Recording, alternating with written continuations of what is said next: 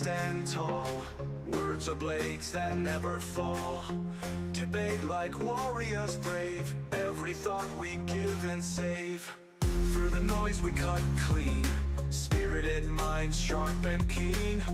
With a spark that lights the night. Join us in this epic fight. Welcome to the Spartan arena, where minds clash and thoughts gleam. In the heat of every word, truth and insight will be heard.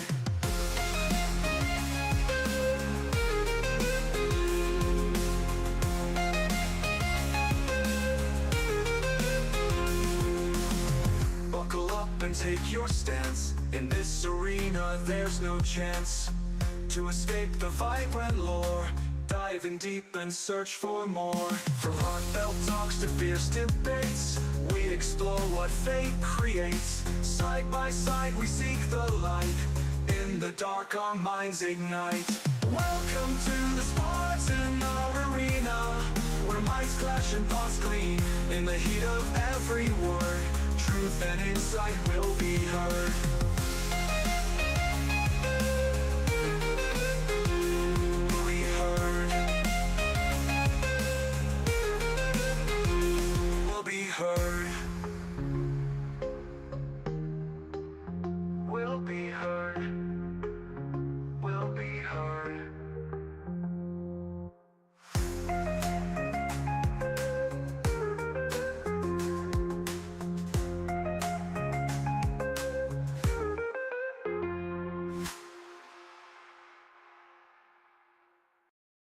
In the ring we stand tall. Words of blades that never fall. Debate like warriors brave.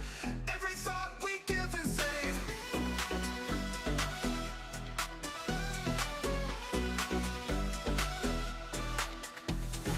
In the ring we stand tall. Words of blades that never fall. Debate like warriors brave.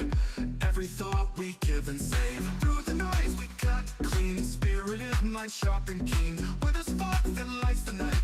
Join us in this epic fight. Welcome to the Spartan arena, where minds clash and thoughts gleam. In the heat of every word, truth and insight will be heard.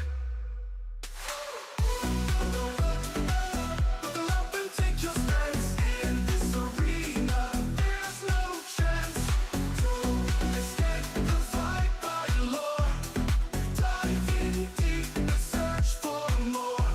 From heartfelt talks to fierce debates, we explore what fate creates. Side by side we seek the light. In the dark our minds ignite. Welcome talks to fierce debates, we explore what fate creates. Side by side we seek the light. In the dark our minds ignite. Welcome to the Spartan arena, where minds clash and thoughts gleam. In the heat of every word, truth and insight will be heard. Buckle up and take your stance. In this arena, there's no chance to escape the fight by lore. Dive in deep and search for more.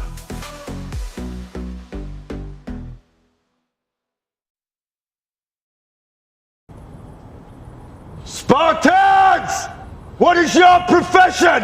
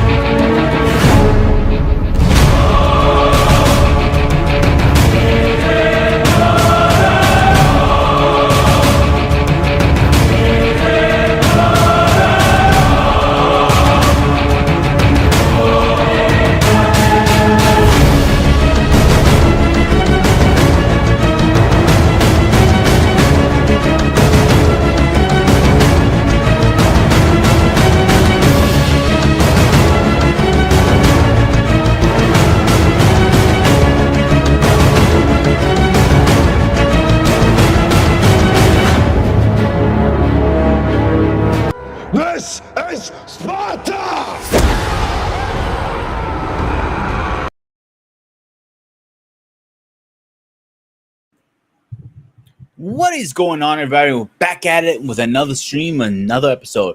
Of course, you know where you're at. The Spartan Execute Network. This show is called Spartan Arena. I am your host, the Spartan, aka Peter. Of course, I can't do this by myself. Let's bring my little helper in. Oopsie, no technical issues. Easy fix. Give me one quick second. I know the problem is. Where is that little app of mine? I love starting a stream with problems. Here we go. And there we go. There's my little helper. David, you know my rules. Camera on. And my You rule is, I'm not a Groot. I've been telling you that. African are never Groot. There you go. every time I hear that, I just want to throw you a breath mint. Doesn't matter because we a warrior cloud. We ain't little. Sure. That's a Whatever fact. makes you better tonight. All right, buddy. How It's you fine. doing tonight? I'm eating. I'm trying to focus on a lot of things. Job hunting, researching things, working on a lot of different technical projects behind the scenes. But other than that, I'm okay. Trying to stay focused. All right. Well, as always, this is going to be another fascinating show. The reason I say that, I have a serious question for you. Go Let's ahead. see if you know. It's really very simple. Do you know your why and your purpose on this planet? Hmm. What is my why? What is my purpose? That's something we could take one who took the time out to soul search themselves. The word purpose is something that your parent had to find out for you before you get to your level of adulthood, how to understand and lead in a particular direction. Most parents don't do that because every individual on this planet have a pre-purpose been assigned to them already. What is actual factual is that a lot of them don't live according to their purpose that be preordained or predestined for them. They live according to their own free will. So the question is, whatever you're doing, will it make your life happy or making you miserable? Because when you mention purpose, that's also assigned to or next to the word destiny. What is your preordained destiny? This is why people ask the question, why if what I'm doing doesn't work for me? What am I doing wrong? What is my purpose? Because the first thing, as a parent, your job is to understand your children's destiny slash purpose. And your job for to not only usher them but guide them to the right direction. Now, everyone has their own free will. If they choose not to follow their purpose or their destiny, so be it. But you can't blame the person who's making sure you stay along the path that will pure their destiny for you. You want to do your own thing. So whatever you do in life, it's kind of like going against the grain. Mm-hmm. Yeah, you might be rich, you might be wealthy, but you're happy. Are you fulfilled? There are people chasing wealth, chasing riches, chasing glory, but are never fulfilled. And they are wondering why. Question to be asking is that their real purpose to begin with. The word purpose, I've been taught that since I was a preteen. And I realized it's not something, a simple conversation to get into, but it's much deeper than what people think it is. The purpose is always side by side with destiny. But wherever you know your destiny, you know your dark purpose, it was passed for the what lane it's supposed to be. Now, when you're in your divine purpose, then things start to get much easier as long as you stay steady and consistent with it. That also align with people's faith or their belief system. So, believing the word purpose, I'm not trying to sound too biblical in some kind of sense, but either lead up to Paul Bennett or Bossman. Yes, I may need to be a Bible nerd, but I understand the sense of purpose, what it is, what it's all about, what it compares on. But I had to learn my purpose a long time ago. And sometimes I will push back against my purpose because I ask myself the same question. If this is my purpose, why every time I try to go this direction, it becomes harder than how to learn? You in your design purpose, things don't really get easy all the time, but there will always be challenges come ahead. Like if someone wants something trying to deter you from pursuing your purpose or your destiny. But things that become easy for them, you're not really going the right direction. So, David, I I I try to personally, look at it. I try to look at it very conflicted. So trust me, it's not that simple. I have a personal theory here. 99.9% of people on this planet don't know the purpose and know why they're here. That's facts. Yeah. They're still struggling that. This is why this is so important. I actually did the subject a while back on my Motivation Mondays when I used to do those episodes. Mhm. And most people don't know their why, don't know why they're here, don't know why their purpose. And they keep searching that where they belong, going to distance, fun attended, or why they have to go to work every day when they hate their jobs more than anything. But they want to make a change, but they don't know how or why to make a change. And there's a lot of factors in everything, I personally believe. Mhm. So the factor is right now, most people don't know their whys. That's facts. I won't sit there and tell you, I say, I know my why, but I do know enough. I've been put on this planet to make a fucking difference. That's where at least where I stand. I can't speak for everybody. I can't speak for you, Paul, anybody else. I can speak for me. Mhm. I've been put on this planet to make a difference. This is why I love doing motivation videos like this or motivation episodes Mhm. because we all fall down, David. But most men are scared about one thing, not failure. The hand that reaches out to help you.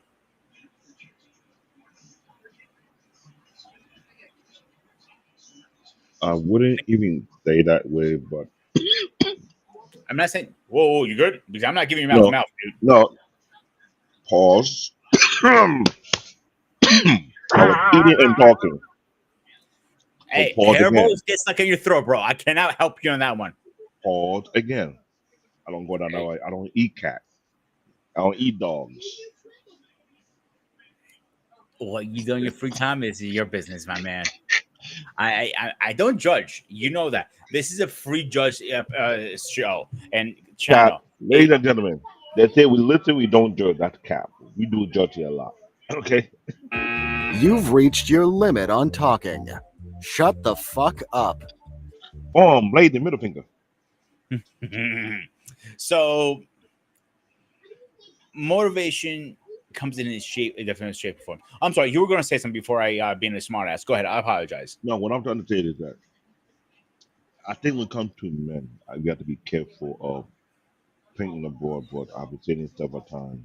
There are different group of men based on their upbringing, based on their life experience, but they don't all react the same. But they're the common denominator, something that assigned to their pride and their ego. There's a group who is not afraid of getting a helping hand, but they're afraid if that helping hand will lead to betrayal. There's a group that fear that getting a helping hand will make them look weak,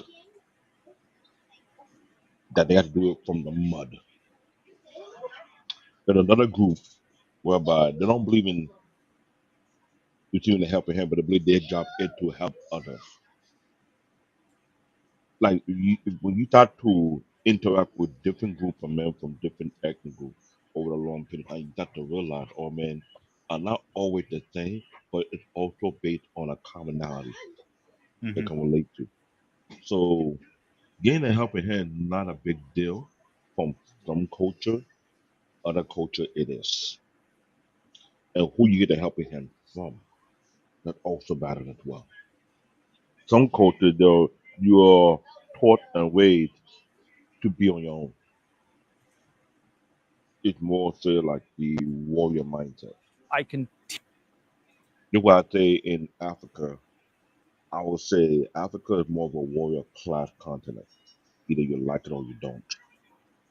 Because compared to China, Africa was doing the same exact thing the Chinese were doing back then.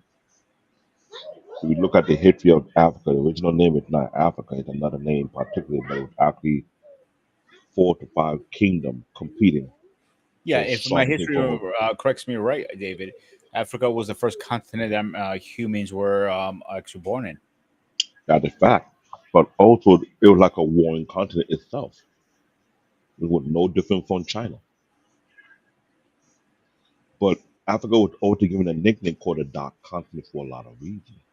Like I said, compared to Chinese, Africa was more barbaric, a little more brutal back in time, depending on who the ruler was and what kind of mindset that person had. It was no different from the Chinese. The Chinese could be very brutal, very barbaric, depending on who the type of leader they have as well. When you look at history, what I did study history, every region in the world had at least 1 or 2 barbaric leaders who have a twisted mind on how to dish out punishment. So the idea, oh, we wasn't barbaric, BS, cut it out. But when I see Africa, when I live there and I see the type of hardship people go through, survival of the fittest, it's not a regular thing, it's an everything thing because depending on what country you live in, depending on what kind of government you live in, you really have to survive on your own. I saw something that it is really disturbing by my own personal country. You know how in New York, United States, we have a very unique civilized system. If something happened to a person, you have 911 that will come out, send a police officer or the EMS to come and review the incident, right? Hmm. That system is non-existent in my country. Somebody got hit by a car trying to cross the highway. There's no overpass, and that person got deleted by impact. Now you would think those send an ambulance or a police car to barricade the area that can remove the body and figure out what happened. No, that body was still on the highway. Car was just passing by for days, either bashing it, hitting it, and the body got dismembered on the highway in my own country, and still nothing being done about it. The commonality say that the common man means nothing to the Nigerian government, which is sad. So when I say it's survival of the fittest, I want them playing around. America eliminated easy compared to other countries where the government don't give to right at if you live or not. There are countries in this world where people wish the same system America have could be implemented over there so they be a little breath of air, at least a chance of survival. This is why I say Africa a world class. People you learn how to survive the worst of things. Wherever we go, we take advantage of any small opportunity we can get. No one would like to be under a vicious leader or vicious dictator who don't care but enjoy the suffering of the people that he rules. You're looking at the monkey in chief want to make himself like a dictator, but no one understands what it's like to live in the dictator country. I have. No one know what it's like to live in 24/7 fear. I have. Yeah, you have freedom of speech. You can say what you want. No one knows like to live in a country. There's no such thing as freedom of speech. I have experienced that. So when people want to talk that rah rah rah here, I say go to another nation and speak that rah rah rah, and hear a bunch of knock on the door, and you see people with masks coming to take you somewhere and teach you a lesson, or someone will snitch on you because you say something about the leader, knowing that there's a People don't consequences. realize one major thing: the rights we have here Hmm. is saying it's a rights. I disagree. I don't think they're rights. I think they're privileges because you go somewhere else like Africa, Greece, or whatever, Hmm. you don't have the same rights. Freedom of speech is not a right; it's a privilege. Um, the way things are going on, like even the freedom of bear arms, that is not a right; it's a privilege. Hmm. Because you get something stupid and you get arrested. Say you made a comment that it could be illegal or whatever the case is. You can make comments or can put you in jail, believe it or not. And you know I'm right, David. You right. Now look at this. Now that you paint that picture, in those areas where you don't have the pillars here, what would be their destiny over there? Say that again. What would, now that you paint the picture about different environments, we have privileges in the U.S. In some countries, don't have no privilege. In place there's no privilege, what would that be that person's destiny or purpose? Would it be a civil rights activist?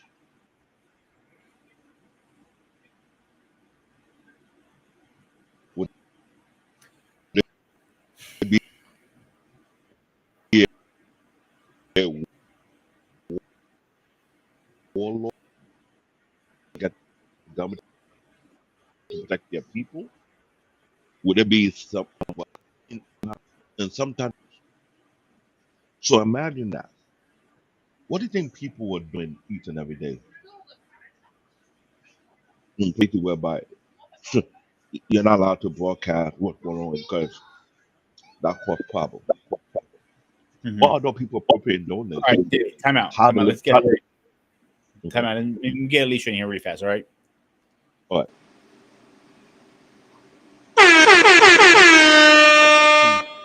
Alicia, what's going on? Are you feeling? Hey there. Well, I'm doing a little better. I had a very, very rough week, but I'm getting there. All right. Let finish David finish his thought, Okay. and I'll get you in next. All right. Okay. Okay, go ahead. Finish what you're going to say. So when I'm trying to paint that picture, imagine people purpose in other places that seem to be greater or heavier to fulfill compared to other folks. Every purpose are not the same. Every destiny are not the same. Some purpose might be lightweight compared to other people's purpose that be heavyweight. Maybe you put to link up with someone to fulfill that particular purpose or destiny. Hmm.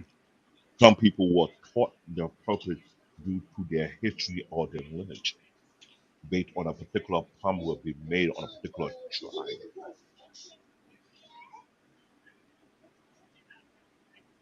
Some purpose are tied to genetics. Some purpose are tied to this. When it comes to purpose, it's not that simple to avoid or to understand, unless there's a source where you can get level of understanding from to understand what your purpose or your destiny may be. Yes, a lot of people don't not living their purpose yet, but what caused that? Are they disconnected to their history? Are they disconnected to lineage? Are they choosing to not understand where they come from? But if it, I make my own path, I make my own journey, I do what I want. Because I know that a lot of people who choose their own thing, they make their money, they make their fame, but they cut short too quickly, too soon. Question is, was that their purpose? Were they put to take that particular lane, knowing that it was a dead end? A lot of people don't ask that question. I always ask that question out the preteen because when you start to read the Bible at the age of 7 and you start to understand purpose and destiny, you start to ask yourself a question. What is my purpose?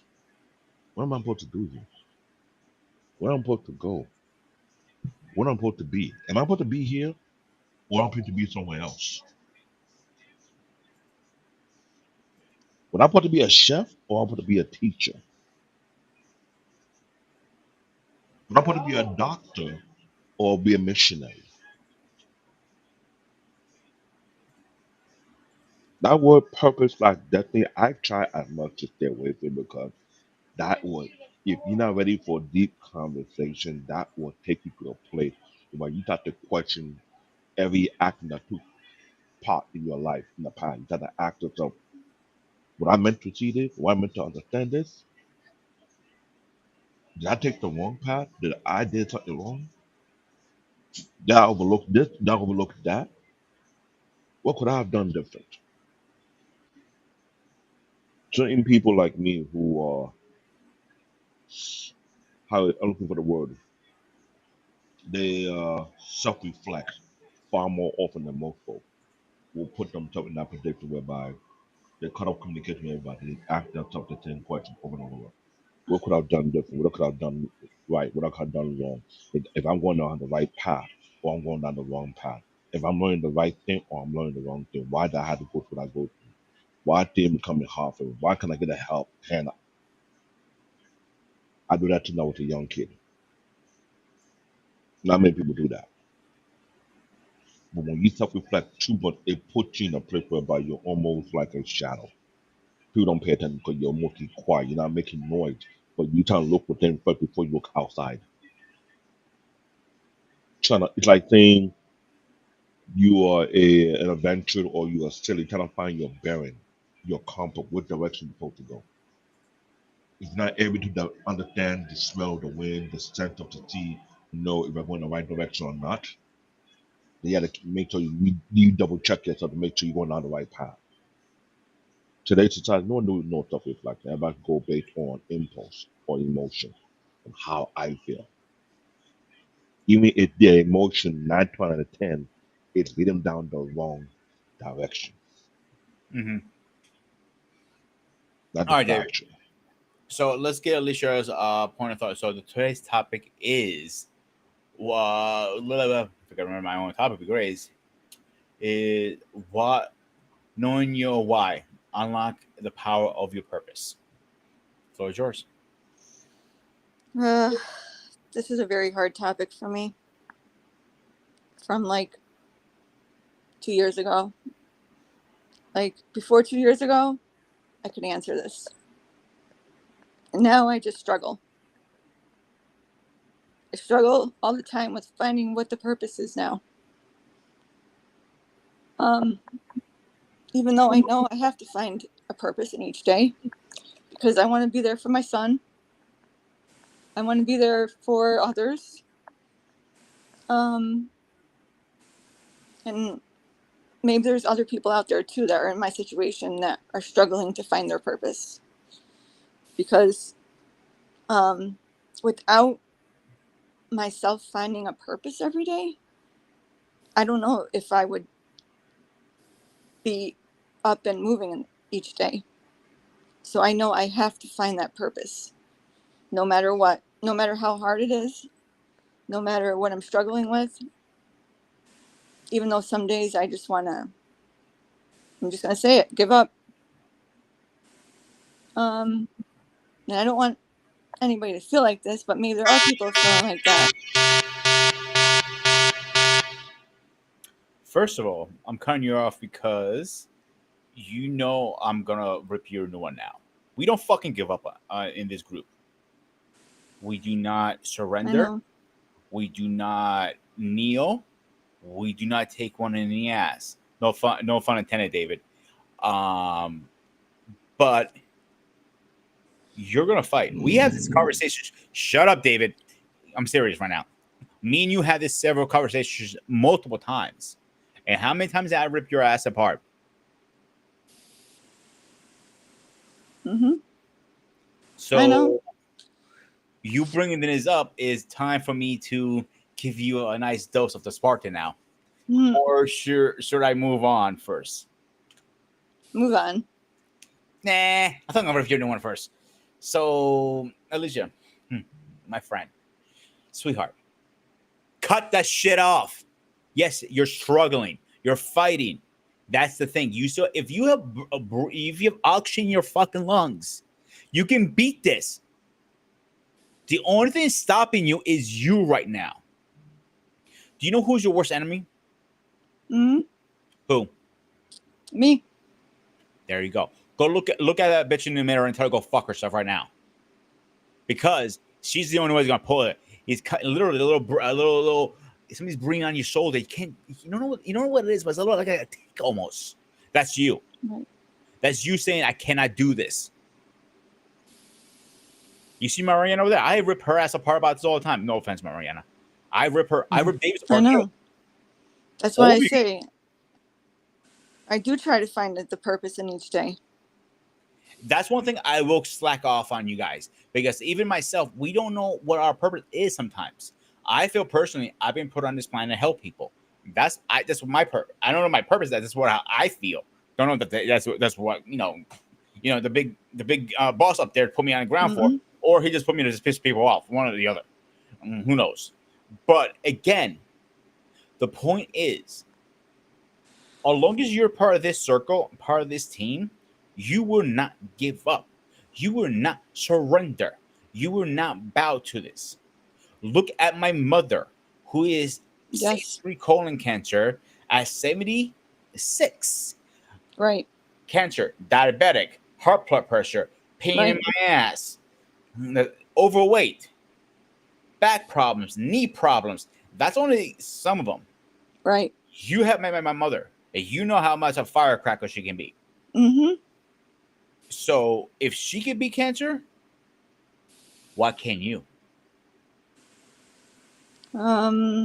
But trust me, there's just days where you just need just a break. She went 2 years with no break, and she didn't even mention once. She fought every single day. Well, I do. I fight. Like, I find that everybody should find that reason to fight. I do. I make myself get up every day. Your son should be a reason. Yeah, he is, definitely. Yeah. All right, Mariana, you're up, honey. Sorry, First- what is the How's your back, exact? first of all? I'm sorry. How's your back, first of all? I know your back is struggling. It's okay. It's getting there. It's getting better. Mhm. I'm just have to be careful because I know I feel a little, like strained and sore, but just I have to take it easy. So So tonight's topic is knowing your why. Unlock the power of your purpose. And me and you had this conversations multiple times too. yeah, All right, the floor is yours. why and what's your purpose? Mhm. I mean, it could be. I don't know. Sometimes there's a lot of challenges in life, no matter what you face. Sometimes you ask yourself, how I'm gonna do this, how I'm gonna do this. And sometimes you have a battle between either there's a saying, there's like two battles in one inside of you. You could either do this or you cannot do this. But Mhm. you have to, snap out of it to say you could do this. Sometimes you could be your own worst enemy if you don't snap, get it out of your head, whatever the case is. Sometimes I even question. I don't, like little stuff because sometimes right now, I'm in my 40s. I trying to figure out. I don't even, I don't have something that I wanted set, but sometimes it's always like some kind of a setback. Like, like there's always something going on, and then you're trying to do something, but then you realize, okay, you're in the midst of doing it. And then because like for instance, I trying to I started my physical therapy evaluation, and then all of a sudden I was looking forward to my physical therapy, my first session, but then I got hurt recently. So I say, you know what, sometimes there's is always a setback, but I say, you know what, it also could be a little bit of a blessing in disguise. I had to take it that. So I had to take this as a grain of salt, realize, okay, this, maybe I had to step back because I know that the things that I do, I overkill myself, meaning that I overdo things. I pushed over my limit. And then when you reach your limit and you do way beyond, go reach measures, whatever the case is, you need to like basically step on the brakes and stop. Like you need As to take. much I respect your work ethic, you know that we worked together before. Hmm. Like even I was your mentor, if you remember correctly. I was your Hmm. teacher. One thing I have told you year after year after year after year, Saying no is not a bad thing. Mm-hmm. That's mean you know what you want in life. You're motivated what you want in life, and you can Mm-hmm. sit there and say, you know what? No, I'm not gonna do the extra shift because you're shorthanded. It makes no sense for me financially. Or you know what? I'm Mm-hmm. tired. I need a day. Mm-hmm. Saying no is actually it is towards a positive of no motivation too. Yeah. That's part of knowing your why. If you know your why, your Mm-hmm. purpose is to be the best dietary chef out there. Mm-hmm. You also need to say, you know what? No, Yeah. there's nothing wrong with that. Yeah. Most definitely. I mean, sometimes we're human beings, but sometimes we have to put a stop. Like you could do, but you cannot always overdo. Like, oh, okay, you asking this for one individual, coming from one individual, but then what are you gaining out of it? There's no, you're not gonna be, oh, you're not gonna get anything rewarded. You're not gonna get the satisfaction. Like sometimes you wonder, like little, like you could help. Okay, you help the ones who are the most less fortunate, who need the help. And then, I've been told, like I get told, I said, God's gonna bless you no matter what. But I say, look at this way, you are blessed to help others. That's what I always been told. You are blessed to be, here to help somebody. Then they say, oh, I'm blessed to have you. Like I've been told this from my father. I've been blessed to, help a sibling of mine. Yeah, I will say the ones I really care, I'm blessed. Hmm. That's more important. But work, that's a different story because that's come and go. Because I know that in the long run, because of what just happened, I realize I need to take a hold of me because I realize the more you push yourself, you can't satisfy everybody. And sometimes you're gonna get, whatever they could say what they want and talk all the negativity, whatever they want to say. I mean, we all do have a purpose, but you have a purpose. God has an idea in your whatever thought it is, whatever what is implemented in your mindset. You have to focus within yourself, whatever you want to do better, whatever it is. But it's that, of course, you're not going to have people being happy of your choices. You can't. This is you can't be always have somebody um to win favoritism. I hate to use that word. It's not something you want to, it's I just came, I know that we are here for a reason. Everybody's here for a reason. Everybody, I sometimes in life it could be a coincidence, sometimes it's not, but I'm not going to say coincidence because nothing is coincidence. Everything happened for a reason. um but it's crazy because sometimes a lot of stuff that happens, I think maybe God, if somebody's trying to tell me you need to stop, you need to take a hold of yourself, you need to take it easy, you need to be very careful because you don't want to overdo it.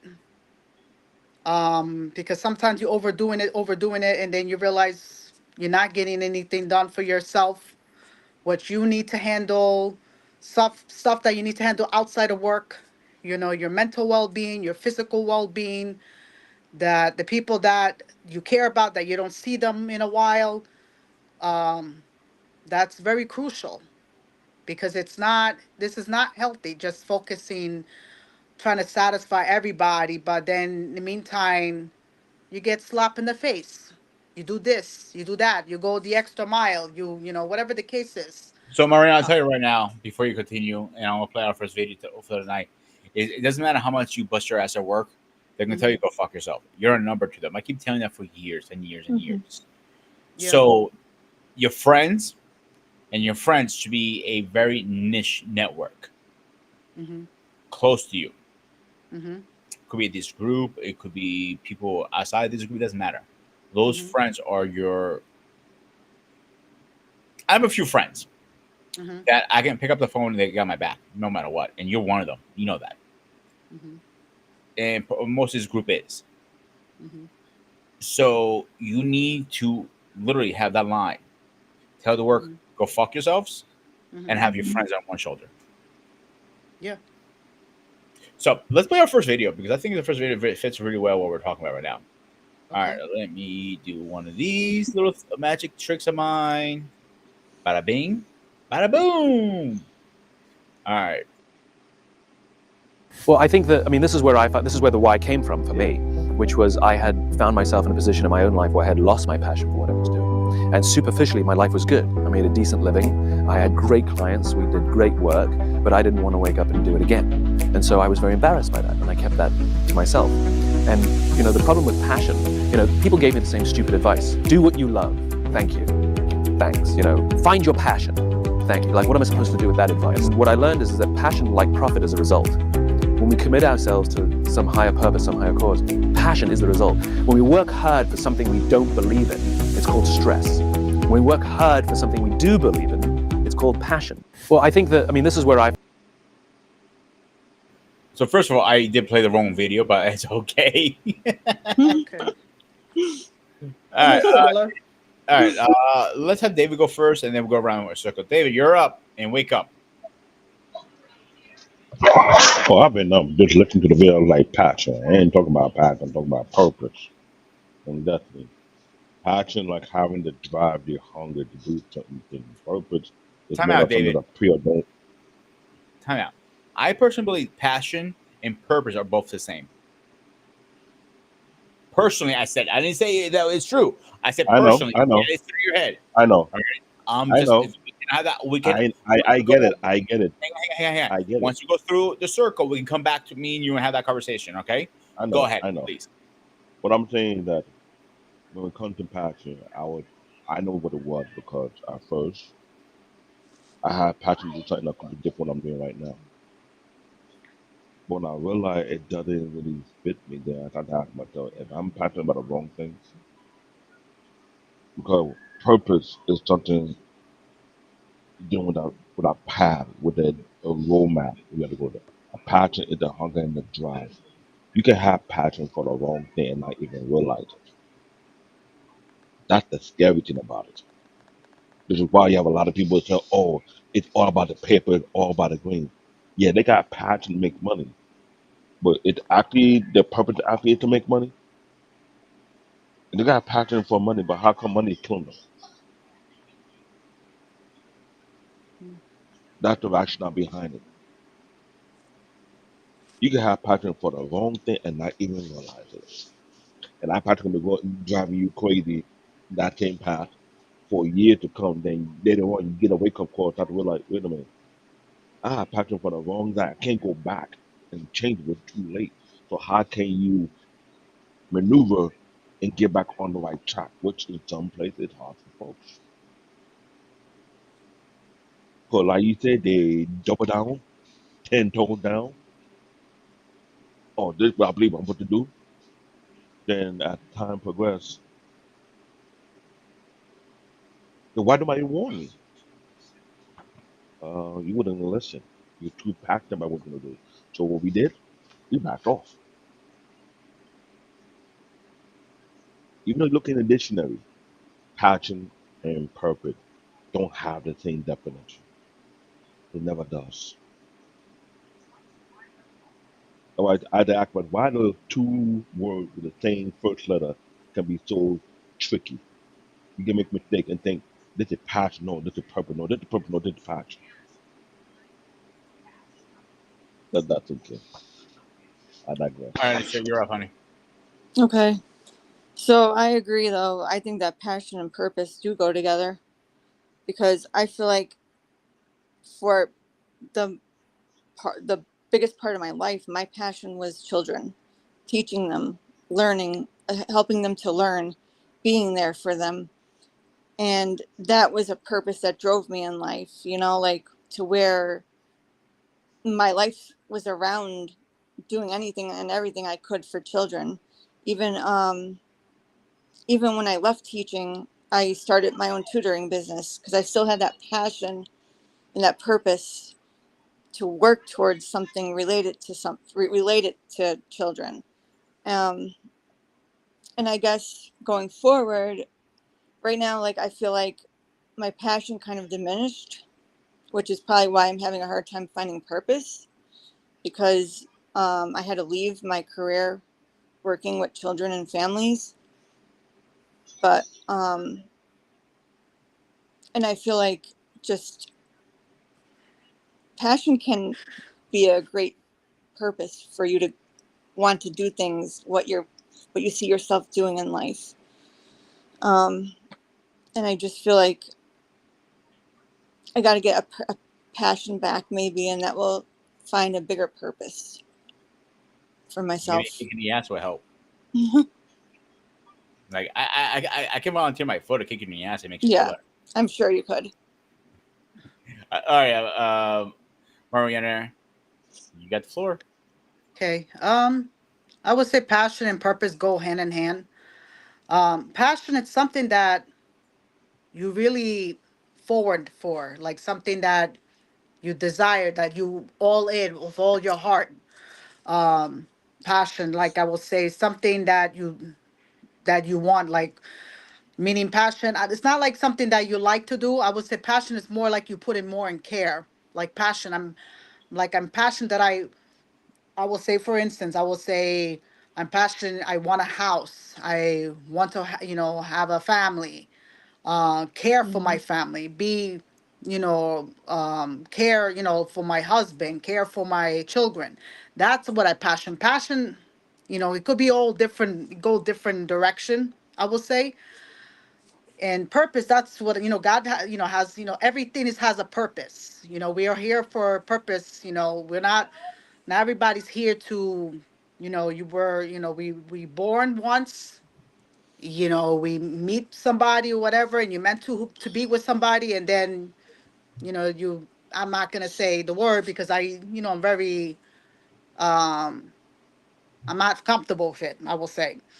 But I know that passion and purpose, we all, we have everything. It's not what you do. It's something that's more personal. The one, as I say, more that the people you care, the ones you help, the ones you have their backs, the ones that you devote, the ones that you always gonna give them advice to look out for. That, to me, that's passion. That's a purpose. You always have to, like, guide them. Like, it's there's a reason for, as I say, like, I will give advice talking to my siblings, and I will tell you my input. And then sometimes I will say, sometimes in life, let's say if you don't like what you're doing, you need to figure out, you need to do a lot of deep soul searching, I will say. Because some of us, trying to figure it out, some of us don't even like what we're doing. I'm not going to deny that, because a lot of it is not like, it's not the end of the end of the rope.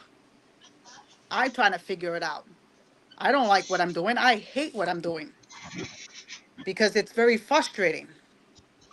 Don't get me wrong, I do care what I serve, because right now I cannot because I'm in, modified duty. But the thing is, sometimes you care so much, but then you don't feel like the next person next to you doesn't care, and it's frustrating. Um, but I know that we have to understand that not everybody could be like that individual. Some people care and some people don't care, which is unfortunate. Hmm. It's either within uh whatever you do, either. And it's frustrating, I will say, because sometimes it's like you have to have this, it's also sometimes there's no common sense anymore, I will say. Some people have common sense and some don't, which is, it's kind of scary. um and some of the, you look at them, it's like you want to question, but I say, you know what, keep it to yourself, because better off not to say anything, because sometimes you don't know what you're going to get yourself into. I'm talking about in general. like in, let's say, uh, when you feel frustrated, and sometimes, that's why it's you. Everybody has a purpose. Everybody has a passion, but it's more passion is more for caring.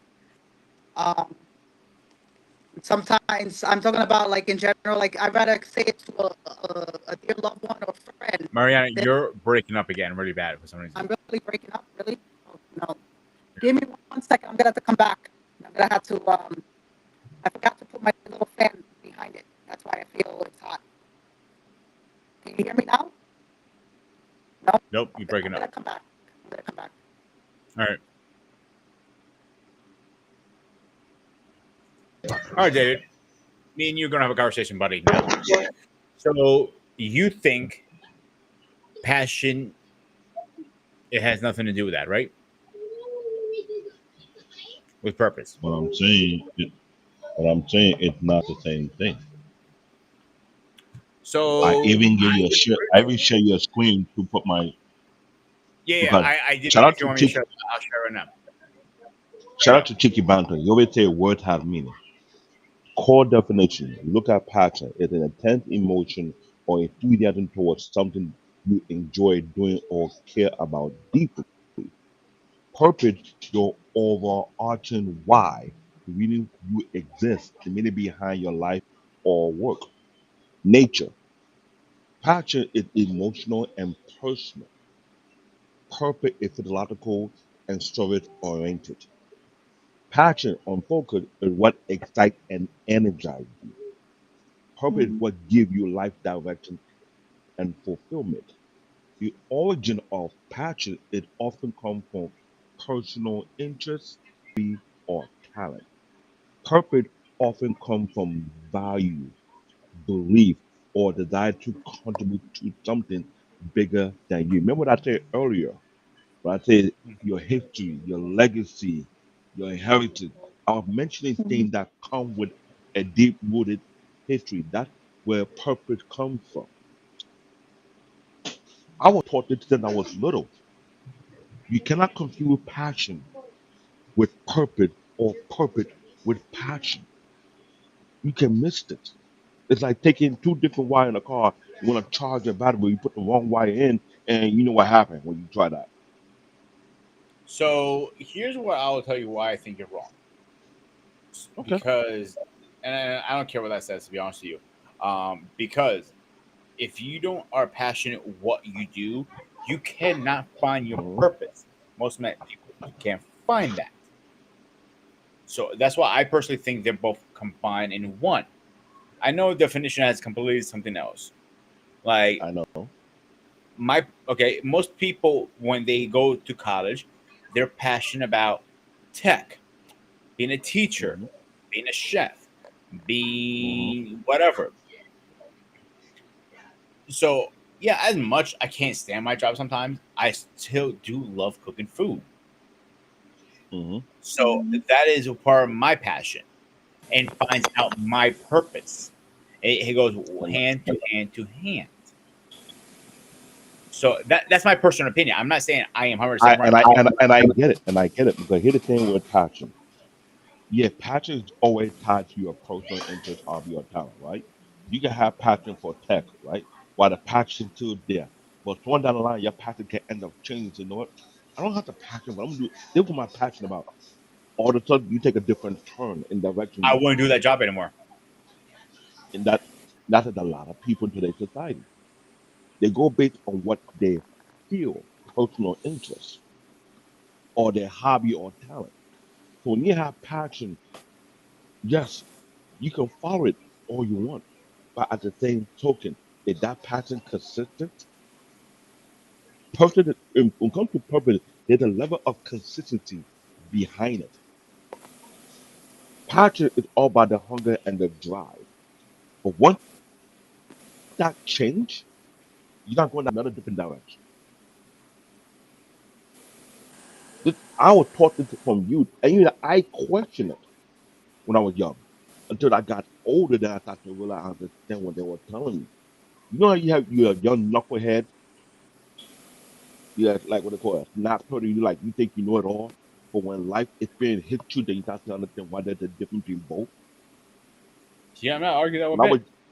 when I was young, I didn't believe they were different. I think they were all the same. Until I start to understand deeply, it's not all the same. I may have the passion for something, but if it doesn't fit my purpose, I'm wasting my time. Even if you dimension it, passion is all about feeling the adrenaline rush that get you when you're deeply immersed in something you love.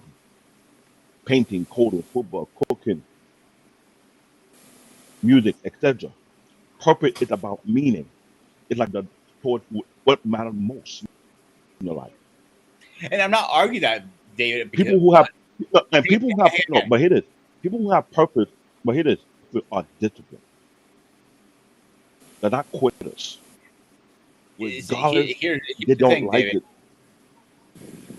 Like, if you might hate your job, but one thing everybody's passionate about is money. So that might drive you to have your purpose in life. And like, there's so many different ways to have passion into a purpose.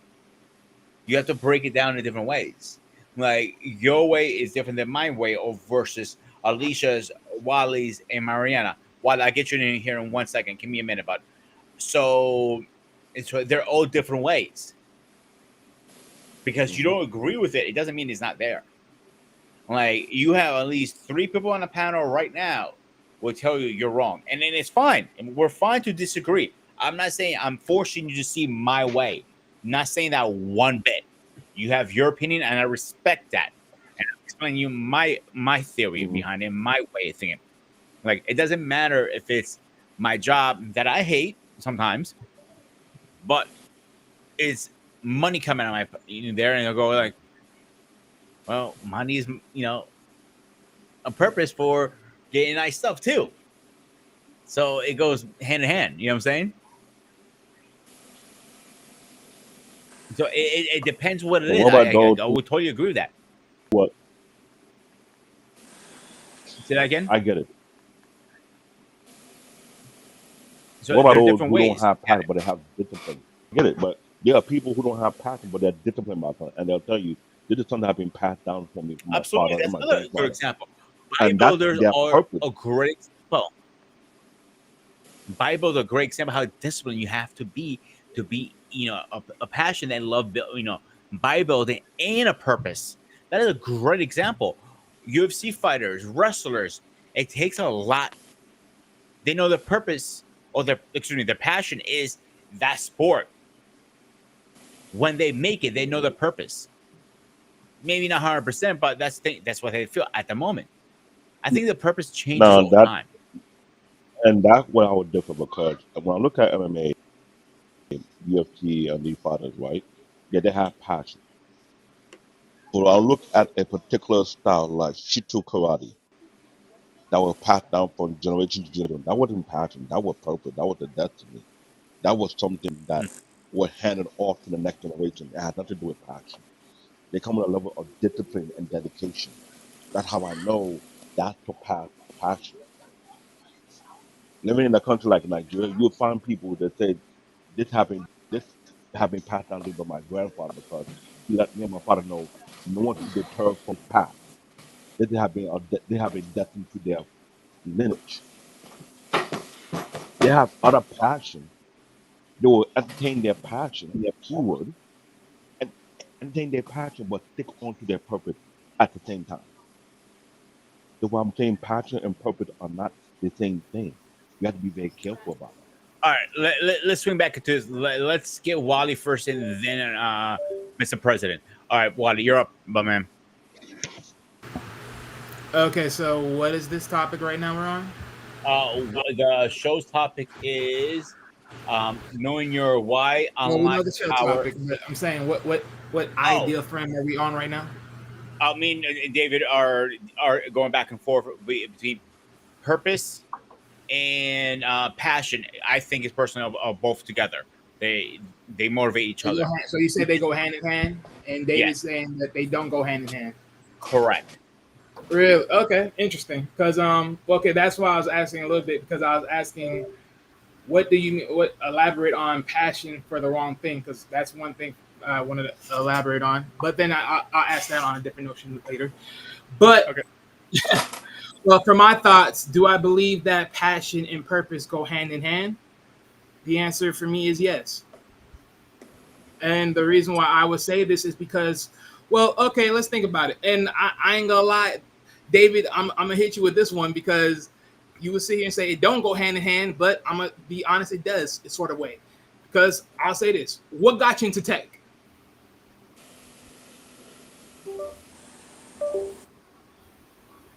David, he's asking you a question. What got me into tech?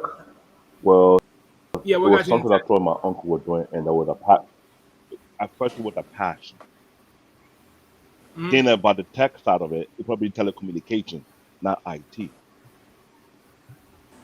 When I got into what I'm doing right now, there's a level of dedication. I saw the work was not easy.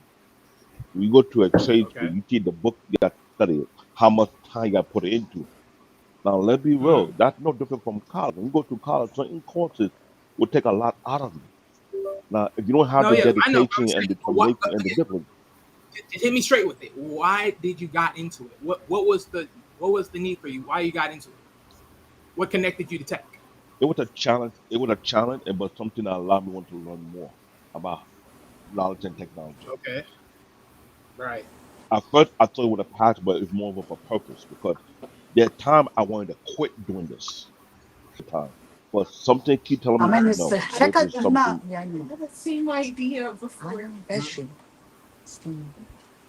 So certain things kept me from quitting because that's a level of discipline that stopped me All from right. leaving tech. I know people who are within tech heavy beyond me, and they quit and they something completely different. Okay. So I know it wasn't a passion; it's a discipline that kept me in. That's the Okay. difference. Well, I'm not really. I'm not. Again, I'm not really asking you the difference. I'm really asking you what got you in it. But here's my point. My point of matter of fact is, okay, at the time you had there was a point where it started as a passion, then eventually it started as a consensus of purpose for you, one way or the other. But my thing is, at the end of the damn day, you still have both of these two components that drive you into your life when it came to tech. Just because, yes, where's That is there true. a switch? Of course, there's a switch because you now have to be solid into it. But it doesn't mean that you don't pick one over the other. So that means there is a starting. Like for instance, I get your point.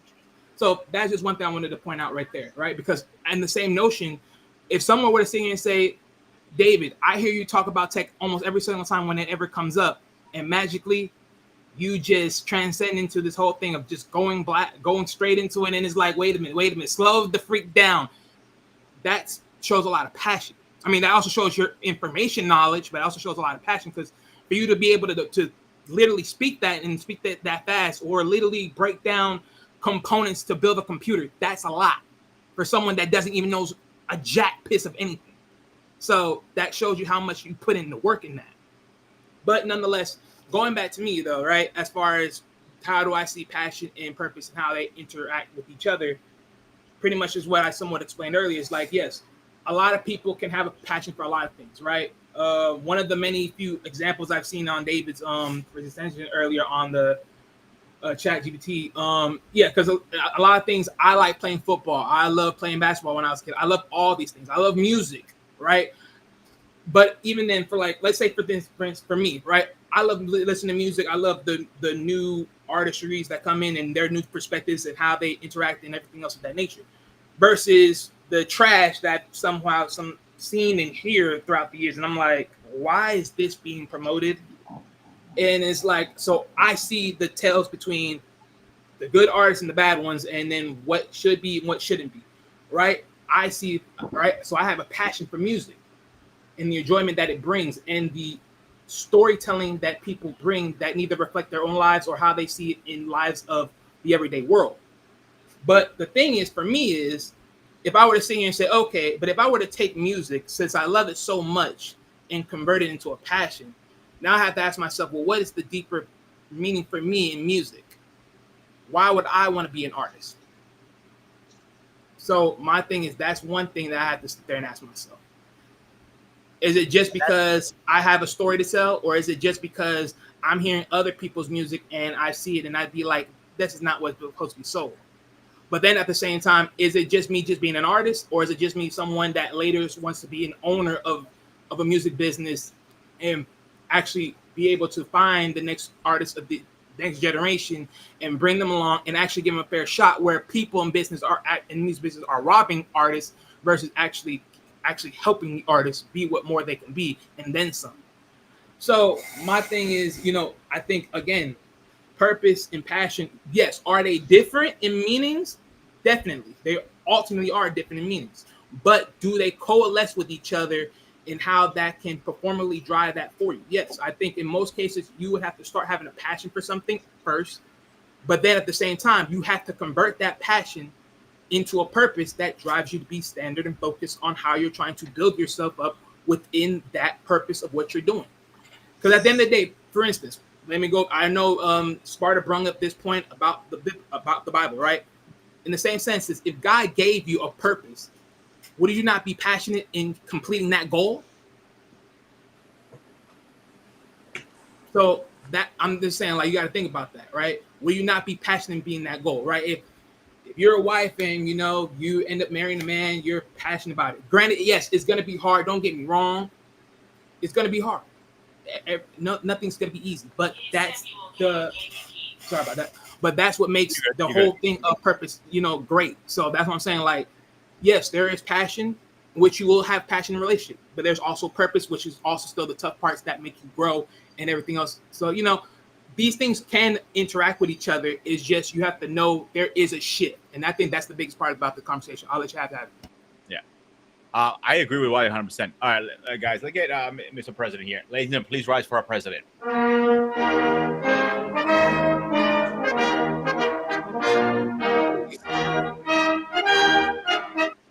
Mr. President, how are you doing tonight? You're muted, but you're muted. Can you guys hear me okay? Yes, nice and clear. Okay, cool. Yes. All right, good evening, everyone. All right, you're up. Go ahead. What you got on this? Frame it for me, please. All right, so we started with the opening topic is knowing your why, unlock your power of a purpose.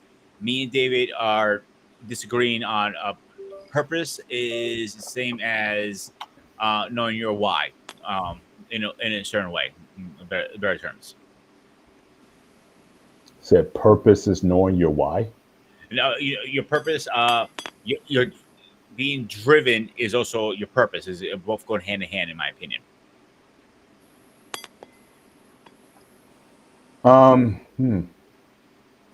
You can disagree. It's fine. No, I'm just trying to just kind of frame it. Say that one more time, please. So I personally believe having your purpose in life is also it goes with your what are you passionate about? It goes hand to hand. Yeah, I may disagree a little bit with that. That's completely fine. Because it's great when they go together.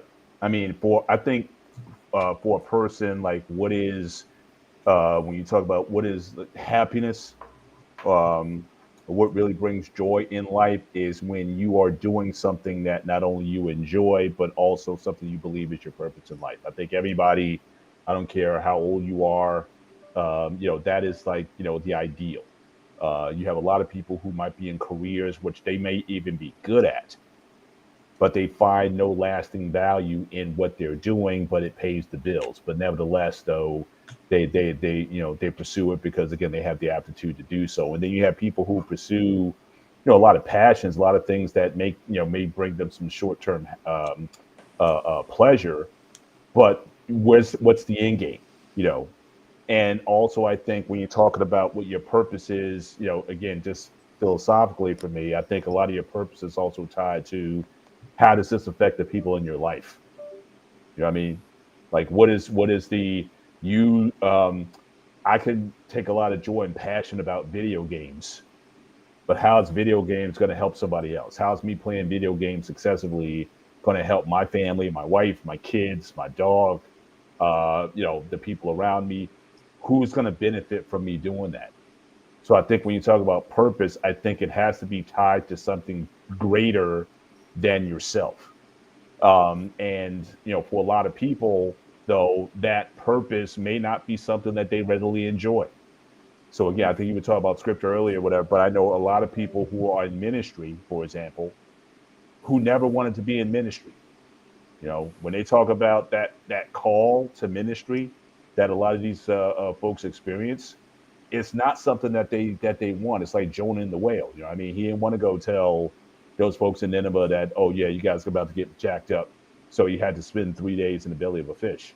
So again, but that was still his purpose.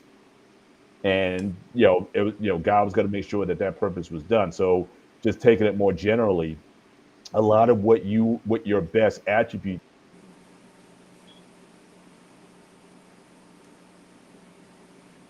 are, I know a lot of people frustrated with, should I be doing this? And then something comes up or whatever that reminds them, okay, now I realize why I'm doing it. And they say oftentimes heavy is the crown that a king wears. Again, it's like you think being even president, regardless of who's in office, there's going to be days where it's like, why did I sign up for this job? There are days you may not like it all the time, but then there's always going to be coming back to, you're reminded either by circumstances or people in your life or whatever as to why you're doing it. You know what I mean? So I don't think necessarily passion and purpose necessarily go together. It's great when they do, but a lot of times they don't. And for that very reason, I would keep them a bit separate. But I think purpose has certainly much more long-term implication, not only for the person, but for the people in their lives. Basically, you're talking about what your legacy is, what you want to be known for, what you want to be remembered for, and like I said, the impact that you've had on the world, more so than just those things that just bring you joy. I may like music, I may like whatever. Like I love, and obviously I love training. Well, actually, I don't love training. I'll take that back. I'm not a real fan of training at all. But at the same time, but where purpose is, I'm also a teacher, and I know I certainly get a lot of benefit out of helping people, training others. So so I think so. If it was just me about going to the gym, and we've seen guys go to the gym, these are guys who wear the hoodies, and they're kind of very introverted, and they're just into like working out and just doing their thing. Very awkward socially. Not necessarily, they don't want to, interact with people necessarily, but again, they throw themselves into that endeavor, that bodybuilding or whatever it is, or the gym, and that's kind of their existence. But you have others who think that, look, I have a skill set. I think that people can certainly benefit from that. I think I'm pretty good with helping and coaching people. So again, it still ties back to people. Who's going to benefit from your life, or what benefit can you add to the life of another person? I think that's where really purpose really starts to, really starts to kind of take over. You may not like it all the time, and you may not even be passionate about it all the time, but you're pretty good at what it is that you do. And sometimes, like I said, you have to be reminded as to why you're doing it. Okay, I'll take that. And like I said, it's okay to disagree to agree. Can we agree on that? Yeah. So let's play the next video. The original. I was going to play before. I want to play it because I hit the wrong one by accident.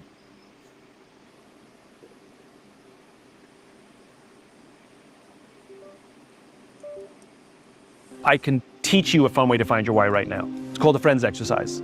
Ask them this simple question: why are we friends? And they're going to look at you like you're insane. And they'll start describing you. I don't know, you're always there for me, I trust you, I like you're good to me, and you play devil's advocate. That's just the definition of a friend. What specifically is it about me that I know you'd be there for me no matter what? And they'll go through this a few times. They're going to hate you, it's going to hurt sometimes. Don't help them, don't let anybody help them, and eventually they will give up. And they will start describing themselves. And I got goosebumps. In fact, I'm getting them right now. what they will do is they will put into words the value you have in their life, and you will have an emotional response. You will either well up with tears or you will get goosebumps, and that's how you know you found your why. I can teach you if I'm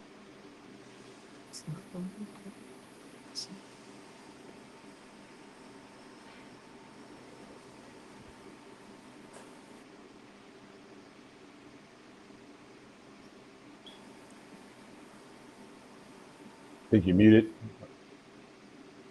Peter, you muted. I'm here. I want to know who would speak I'm on muted. this one My bad. because Yeah. Go ahead, David. now I'm glad he said what he said, but I have that crossroad moment when I asked a particular person a decade and a half ago or two. That thing kind of question: why are we friends? Why are we here? And this is something that I'm trying to teach my kids to be careful who they pick as friends because this is something that I've seen in my country. Oh, this is my best friend. This is my best friend. But that same best friend try and take your life. That same best friend try and take your husband. That same best friend don't like the fact that you're getting promoted. That same best friend don't like the fact that things going well with you, but it's not going well with them. In our country, they tell you, be careful who you surround yourself with. You never know who is reaching out to you, who's willing to take you out. But they're sick and tired of you being successful. Now, let me tell you this. I know the background noise, but I'll continue to talk. I have a friend back in high school who I have too much respect for. He came from a very prominent family. You know, I came from a prominent family, but my family is not just like his family. He told me his dream. I told him I would hold him accountable to it. That you better fulfill that dream until you want to fulfill it. Fast forward 25 years ago, he reached out to me on Facebook and told me he had accomplished his dream that he said he was going to do. He took over his father's car dealership, flipped it around, and made it to a manufacturing corporation that build car, truck, SUV, and bus in Nigeria. I told him this: when you come here, do not let me know, but I don't want to steal your glory. Because I know some people will want to hang out with him when he party out here, but he'll come out here, rent out a Bentley, and he feel good about it,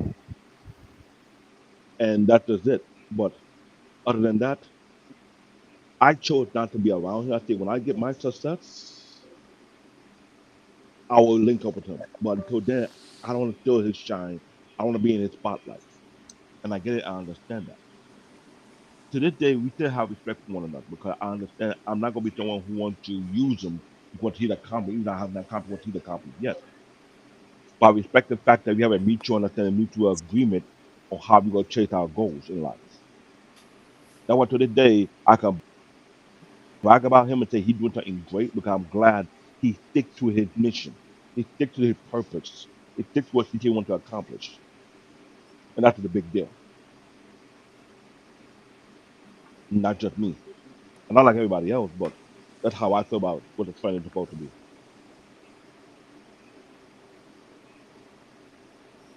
Alicia?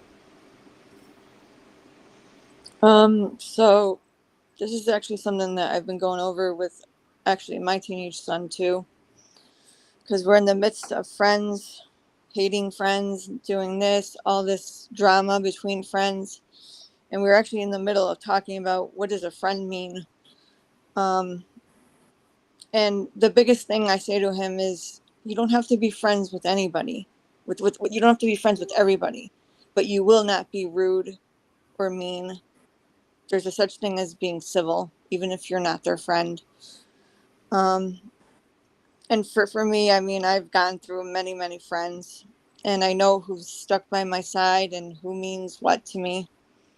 And I have a small circle right now, but I know that those people know why I'm their friends, and I know why I'm friends with them. And we can all just come right out, and we don't even have to say why we're friends anymore. we each know what each person brings to each one of us in our lives. And I just hope that, again, young kids, my son included, grow up to learn what friends are and who to keep in his circle and who to not keep in his circle, and just have friends that mean something to him, because especially teenagers, it's difficult out there with bringing the wrong crowds into each other's lives. So I just hope learning in life, you know what a true friend is. Mhm.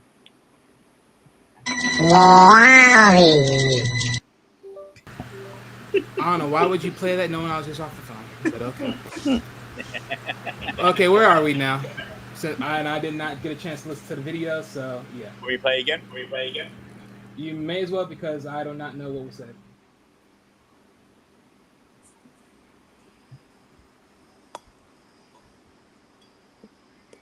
I can teach you a fun way to find your why right now. It's called the friends exercise.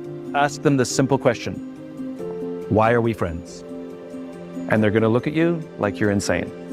And they'll start describing you. I don't know, you're always there for me, I trust you, I like you're good to me, and you play devil's advocate. That's just the definition of a friend. What specifically is it about me that I know you'd be there for me no matter what? And they'll go through this a few times. They're going to hate you. It's going to hurt sometimes. Don't help them. Don't let anybody help them. And eventually they will give up.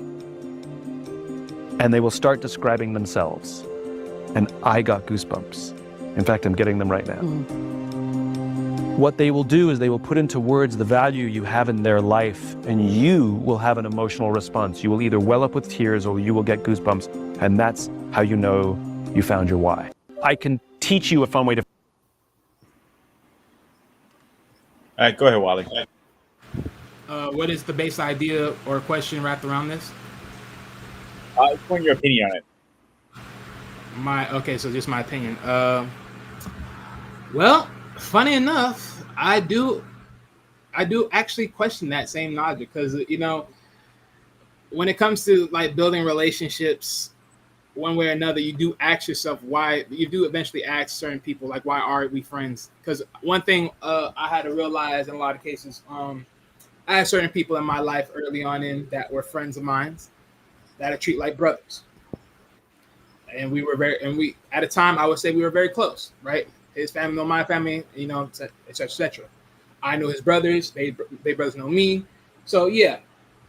But as time grew, that's not the case. It became more so we just know each other, and we were just in a time of just position. One of the things that I've realized in life in general, just by just letting it play out, right, is that if you really question true friendship, sometimes it's just better to have it as a long distance versus very up close. See, up close, it's very easy to just manage that. It's very easy to manage a friendship because you're up close. But whereas in long distance, that's the challenge part. Can you truly stay friends with someone that is, living in distance from you and still have that connection that still keeps y'all to be who y'all are today? Versus someone that's right there next door or, a street block away from you on a regular. Now, granted, you will sit here and say both of them still have to keep up, right? No matter what. But the one that's very close to you has to do so bare minimum because they're right there. Whereas someone else that's far away from you has to do a little bit more. But notice one thing, usually the ones that are a little bit more farther away are usually the ones, at least for me, that are usually the most consistent versus the ones that are farther away. Because now, what my life ended up showing me as I end up moving and leaving the old home that I once had as a child, I moved on. But all the friends that I so-called had, they upped and forgot about me. It's like no one even bothered to ask, well, what happened? Why did you move? This and this, whatever. I'll reconnect with these people. They just act like it was a brand new day. It's whatever. And whereas for other people that I was friends with in school, but we live in distance from each other, those people in my life, respectfully, at least this one person in most cases, well, a few, have kept in touch. But that's my whole difference. Is like, I think there's a lot of ways to really question who's really there for you and who ain't. And I think sometimes distance is one of the many keys in some cases, formats.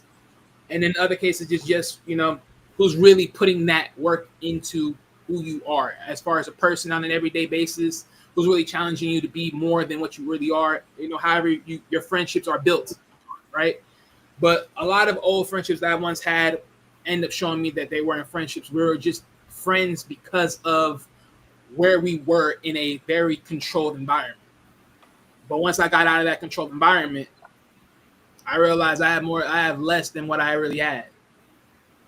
So for me, just based upon my life, based upon that question, what that shows me and how I'm hearing it is, yes, there is certain ways to really navigate certain friendships, but it's all depending on how do you question it, and then how does that response interact with where your headspace is, or with how certain people are telling you certain things. Because granted, yes, you can hear a lot of things what certain people say, and it may sound good at first, but it doesn't really shakes you enough to really get over it. Because anyone can say something simple. We're friends because we know each other for a long time. We're friends because we play ball together, whatever, some simple shit. But reality is that's not what really builds up a true friendship. Those are just stationary stuff. So yeah, that's just something. Mariana, you're up.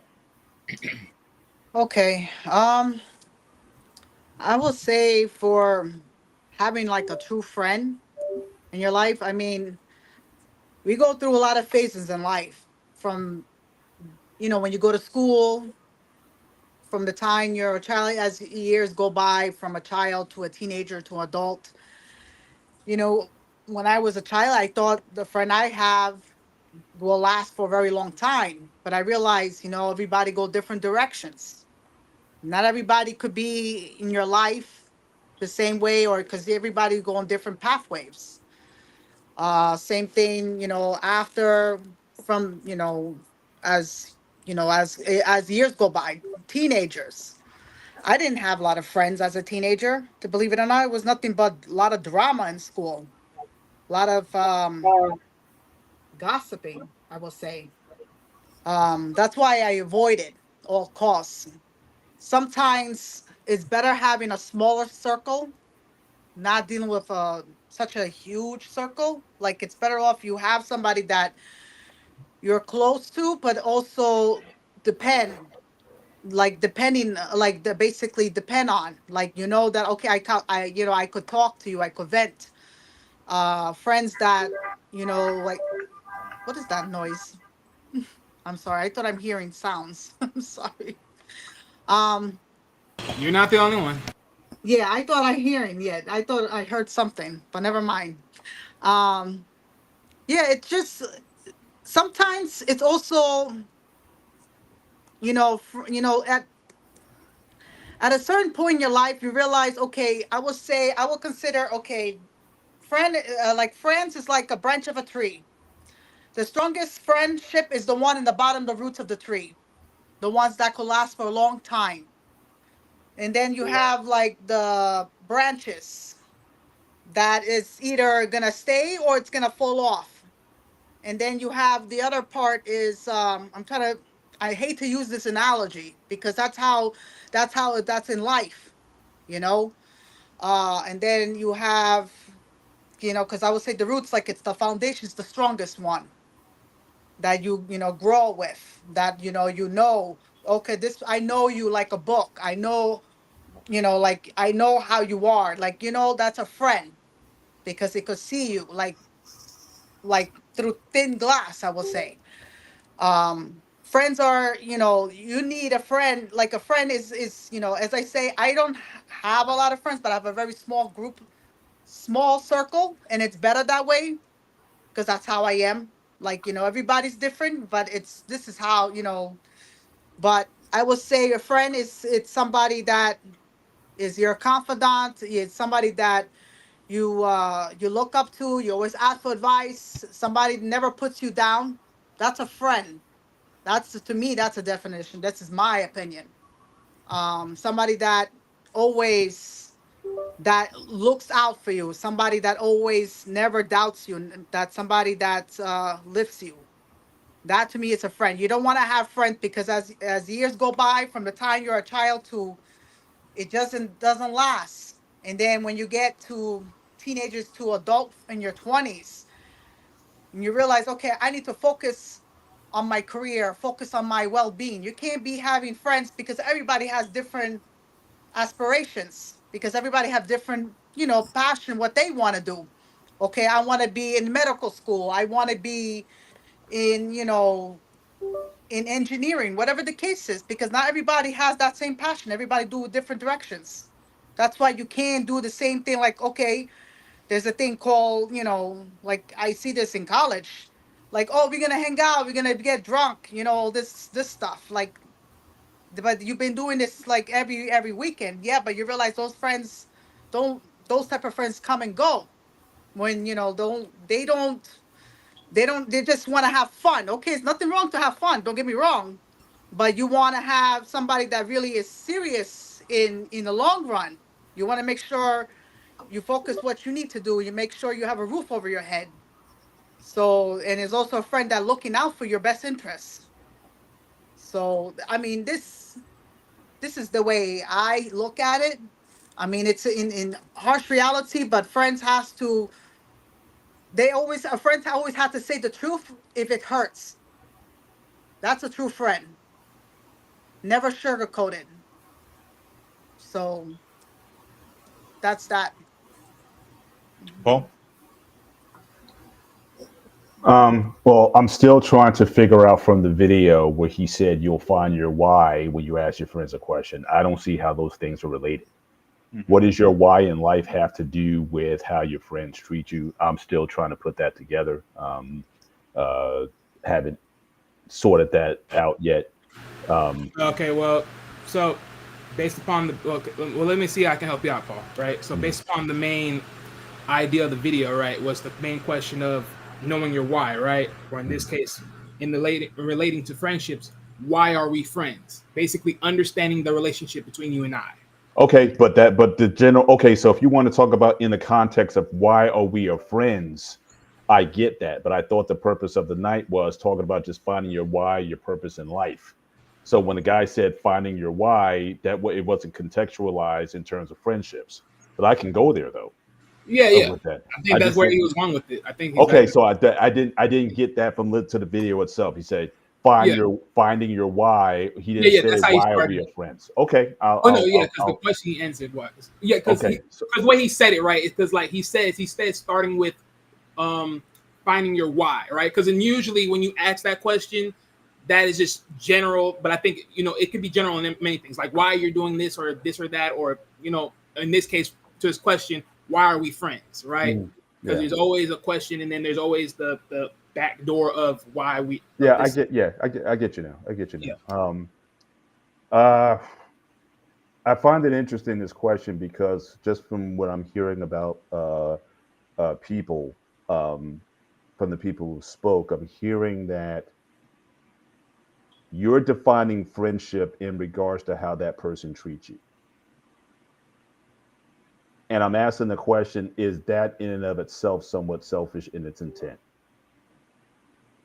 If you're saying that people, you want to stay away from people who take from you or whatever, but you still want something from that person. Like with me, for example, I don't know if I've ever had a why someone's my friend per se, because I think it's about love. If you love someone, I think a lot of times, like I got friends who can do nothing for me. You know what I'm saying? But they don't take from me either. So because a lot of people talk about, and again, I've even said, even with my daughters and everything else, I've said that, there's a lot of people who are literally taking advantage of you, like draining your energy. And I know it is because there's the state that she's in or they're in when they come to me crying about things with their expectations and people dog them or just use them or whatever. So I tell them that, you need to stay away from people who are going to be taking from you like that. But at the same time, I have to still question, well, why do you have these expectations of these people? So I think that, looking at friendship in general, why are people in my friend circle is because I care about them. Whether you're a Harvard educated or you didn't go to college at all. it doesn't factor into whether or not I can care about an individual. Some people you just like, or you just like having them around. And maybe it is because they make you feel good. Or maybe it's because they tell funny jokes or whatever that is. I got friends who got a lot of money and I got friends who have no money at all. But even then I have to be careful what I'm saying because none of those things, like I said, are criteria for how to define friendship. And as I've said on earlier shows, if you want to talk about quote unquote true friends, you're not going to have many of them. Sometimes friend is going to be a singular person. Everybody else is an associate. Everybody else is a buddy. It was talked about earlier that, yeah, people get together because of sports. You know, you grew up on playing a sports team together. You were in the neighborhood. As you said, Wally, you're in a closed, controlled environment. And you were just there and you were doing things together. But when those things end, the friendships end or people kind of go their separate ways. So again, I think you have buddies where the events is what holds you together. But I think true friendships really start to, you look at the person. How do I feel and care about this individual? Regardless of their socioeconomic or status in life or their race or sex or whatever it is. And I know that a lot of times because the people who I would probably call true friends, I think it was might have said earlier, I probably might not talk to this person for a year, sometimes 2 years. But when we get on the phone, it's like we picked up where we left off. It doesn't, we don't have to, the relationship doesn't need a lot of time spent together. But we always tend to hit each other up at a certain time. I may ping them or text them or something like that at a certain time. Man, I was just, timely in terms of, when you hit me with this or whatever, and we just connect and boom. It's like we never left. So friendship isn't about time spent together. It's at the end of the day, it's about people who you care about, that are you willing to sacrifice your time, sometimes your talent, and sometimes your treasure if you have it. Because again, I recognize that people have other responsibilities. No, if my best friend in life said, I need $10,000, I'm going to tell you I don't have it. Because I don't. And I'm not going to put it in front of those things that are priorities to me. And a true friend would know that. They said true friends don't get jealous when you were boys, but then you met a girl that you're actually thinking about marrying and wifing up. You don't get jealous over that. Because you know that in life, that is a natural progression in life. Yeah, I want the best for you, even if that means that we're not going to spend as much time together. That's why a lot of these women, when they get together and they talk about their hot girl summits and stuff, and it's like, boy, I got to be my man and my husband or whatever, and they talk about, forget him. Those aren't your friends. Because again, a true friend is concerned about your well-being, even if it means the sacrifice of their own. So if Pete got steady with a girl and he couldn't do the show anymore, or we couldn't talk or whatever, I'm like, go handle your business. I got you. If you need me, you need to talk to me or whatever, you know where to find me. But I'm not going to stop Peter from going out and getting, or Wally from going out and getting what they need to get. Because I understand that they got to get into their life work and purpose. And if I can't be a part of that on a regular basis, I'm good with that. And if I hear from you once a year, I'm good with that. So again, I think that how we define friendship, I think, has to change a little bit in terms of what a person could do for you. Sometimes, like I said, sometimes a person can't do anything for me at all. I couldn't ask these folks for $1. And quite frankly, I don't want $1 from them. But I am concerned about it. I am going to reach up and say, how you doing? I'm going to check in on you. I'm going to make sure that you're good. And I'm good with that. So I may think about friendship a little bit differently, but it's not just about what you can do for me. And I think a lot of people, when they talk about who's a real friend in life, it's always from that perspective. Mm-hmm. All right, Alicia, go ahead. Oh, What? Right? Yeah. No, Question. let Alicia go, and then I'll actually after. Yeah, I'll go after you because I want to add something to this. Go ahead, Alicia. You're muted, girl. Is this in addition to what the friendship video was? Yeah.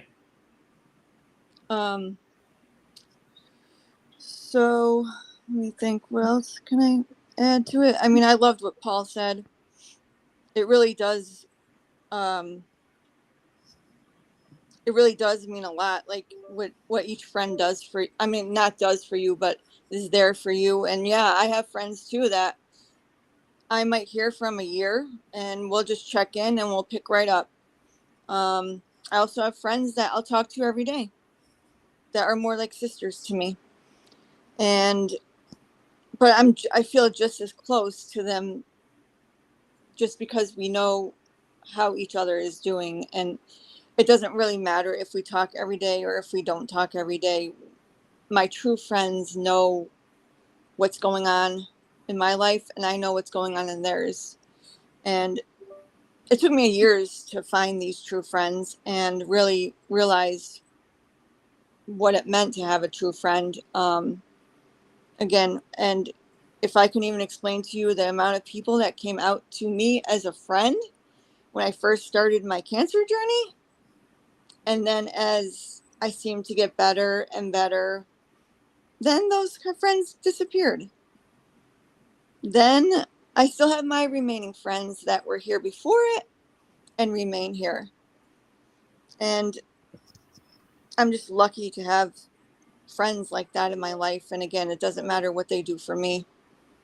We're friends all around. Mm-hmm. Wally, you want to add something to it? Yeah, no, because I was just gonna ask Paul because he mentioned something and it actually took to ask this question because, granted, I know you said earlier, you know, you have the cares for your friends, but it's like you know that, but how do you know that your friend has that same care for you that you have for them? I don't. Right. But again, I don't base my friend. So talk about my friendship. I don't necessarily base it on that. It's kind of weird that way, but it's almost like if like the scripture, like the Bible talks about. Okay, what benefit is it if you only love those who love you? Like, how is that showing any virtue in that? Yeah, as long as you know, it's almost like a quid pro quo type of thing. You watch my back, I watch yours. Okay, that's fine, and you can roll with that. But what happens then when that can't happen anymore for whatever reason? Does that necessarily mean that your care or you know for that other person or your friendship towards that other person changes? All right. What do you Like mean I said, exactly? What example would you bring up for that? 'Cause whether it be health wise, whether it be physical, whether it be you know that person, you know, I could that person could be a go-to for me in a certain situation, but now he's in a certain state in life. Maybe he's injured, he's disabled, he's divorced, he's whatever. He's in a very different place than he was maybe a couple of years ago. That doesn't affect my relationship nor my desire to be his friend in that particular Right. situation that he can't do Right. for me or we can't do what we used to do together. Like I said, our Right. relationship isn't based on that. If I care Right. about you, I care about you, Right. regardless of what you can contribute to that. And I got family members like that. I Right. got relatives, I got siblings who can't do anything for me. If I ask them, they are completely helpless. Doesn't mean I don't love them. Doesn't mean that if they need something for me, doesn't mean I won't be there for them because I love them. Right. So again, so to me, friendship is more about. It's almost like that Kennedy speech. You know, don't ask what your country can do for you. Ask what you can do for your country. Everyone wants friendship, but what kind of friend are you? And Right. are your friendships such where again, like I said, you may not get that you know that hangout time or whatever, but can you be a friend? Right. Especially when a person can't do anything for. And I get it, there's a lot of satisfaction that comes in that. There's a lot of folks who, like I said, those pills I don't catch up to a year. There's like a whole avalanche of life events that happen in their life, good, bad, and different. And just me being able just to listen or take the time to let them vent and just have all that out. There's a great deal of satisfaction that comes from that. Not that I'm having pity on them necessarily, but it's just that me extending friendship, giving something versus always taking something. Like I said, I don't let people drain me though. If somebody's like in a situation where it's like you become, you're becoming your own worst enemy in yourself, I'm not going to go where you are. If you get into drugs, right, I'm not going to go to the drug hangout with you or whatever. I may try to pull you out if I can, but I'm not going to engage myself because, again, I have accountability to those, first to my wife and to my family. That is my first priority. I am not going to put that at risk. And again, and everybody knows that. So like I said, the friend who says, man, I got myself into a pickle, I need $10,000. I'll be honest with you. I don't have it. Right. I'll tell you what I can do. I'll tell you what I cannot do. Right. And I leave that. Like, I don't lend money. Like, that's a thing I stopped a long time ago. I do not, and I will not lend money. If you ask me can I borrow $100, I'll say no. But I will say I have $20 that I can give you. And when I say give you, I mean it's given, and like the string attached to the money is clipped. It's not even there. I don't even want to talk about it anymore. And it doesn't affect our friendship. I'm not going to come to you 6 months later and be like, where my $20? Because I think if you don't make that explanatory, But if I lent it to you though, then that comes with terms and be like, all right, where's my money? And then that affects the friendship. So I stopped doing that altogether. So again, I don't base my friendships on, okay, well, you did me a favor, you did this and that or whatever. At the end of the day, there's people who I care about, that I'm interested, that I'm vested in. I'm interested in their families, in their children, and their lives and whatnot, that I keep tabs on, that again I pray for, and that I, when the time is right, that I will certainly invest that time into. But outside of that, though, again, I'm not asking for that from particular individuals. If they feed into my life, great. I'm thankful for that. But again, I just don't want my friendships to be tied to, well, what have you done for me lately? Which is all the times I do a lot with quote unquote friendships, and why friendships go bad. Again, things change. You start dating somebody who starts taking up more of your time, and now it's like you feeling jealous or envious because you're not hanging out as much. Hey, we used to hang out together. But again, if I'm your friend, I want you to get that part of your life taken care of. Now it's up to me. What am I doing with my life and my time that's either similar to that or pursuing in a direction that I need to be going in? But if you were relying on that person to be your end all be all for your happiness and for your entertainment and all that kind of stuff, then yeah, I mean that could become dangerous. When that's taken away, what do you have? But I never got jealous of a friend who went out and did what they were supposed to do. Guys got deployed, went overseas, did whatever, whatever they want. Hey, if you're pursuing your purpose, if you know your why, you're passionate about it, whatever, I'm not holding you back. Don't worry about me. I'll be praying for you and everything. And when we do hook up, then look, that'll be a blessing. Right. I'm not trying to friendships. I don't hang on to people like that. I just don't. All right, no, because the reason, so pretty much to what you just said, right? So I can understand how you angle it, because again, I can literally see this both ways by two different friends I have, right? But the reason why I asked you, like, okay, you haven't cared for them, and then I revertly say, well, do they have the same? And the thing is, I say this is because, okay, I can say the same example that you just said, right? Giving the same atmosphere. I can say I gave this to the same friend. They didn't take that as friendship, or in some cases, or not, give or take. And then from there, I just look at it and say, okay, well, there it is. Versus where another friend, based upon the same thing you're saying, we have that type of relationship. We may not call each other every single time, but every time we do talk, we always it's like just like yesterday. If we hang out, all this other stuff, sing and boat. So that's why I was saying, like, granted, yes, you may care for the other person, you truly do, and that's good, at least from the standpoint of you, the person. But then that's what I'm saying on the flip side of where is for the other person. And granted, I don't want to make it seem like there's an exchange, but sadly enough, in some form or facets, there is some exchange. Because again, it's like I know I'm putting it in, and I'm not putting it in for a reward. I'm putting it in because I truly care about you. But I think that's where, like, certain people, I think in certain friendships that they have, there is a mixed match there a little bit. So just based on what you said, then why is the strain? You just said I'm putting that work in because I genuinely care about you. And Right. if you put in that work, then if, let's say, if it's not reciprocated or whatever in the way that you may think it should be or whatever, why does that bother you? No, I'm not saying it does. What I'm saying You is, said strain. So I'm saying, where's the strain if well, I didn't say you strain did it like, oh, like it's a strain on the relationship. I'm saying no. What I'm saying is that, well, if I said strain, let me apologize because I didn't mean in that text. But what I'm saying is, for me, I'm just saying like this, right? If I'm putting in enough care for somebody, but they're not, again, not receiving that same reciprocation, right? Regardless of how you wish to present the trade-off in that visual. All I'm saying is, eventually, yes, because you can say that it can be sort of draining. Granted, I'm not saying that in this situation it was draining between this one person, this friend of mine. What I'm saying is, I never wanted nothing from you, never once way, shape, or form. It's just like we're just who we are with each other. Like we're bros, we're buddies, we know each other for a long time. That is it. There was never nothing about your life I wanted from you. But I just find it interesting.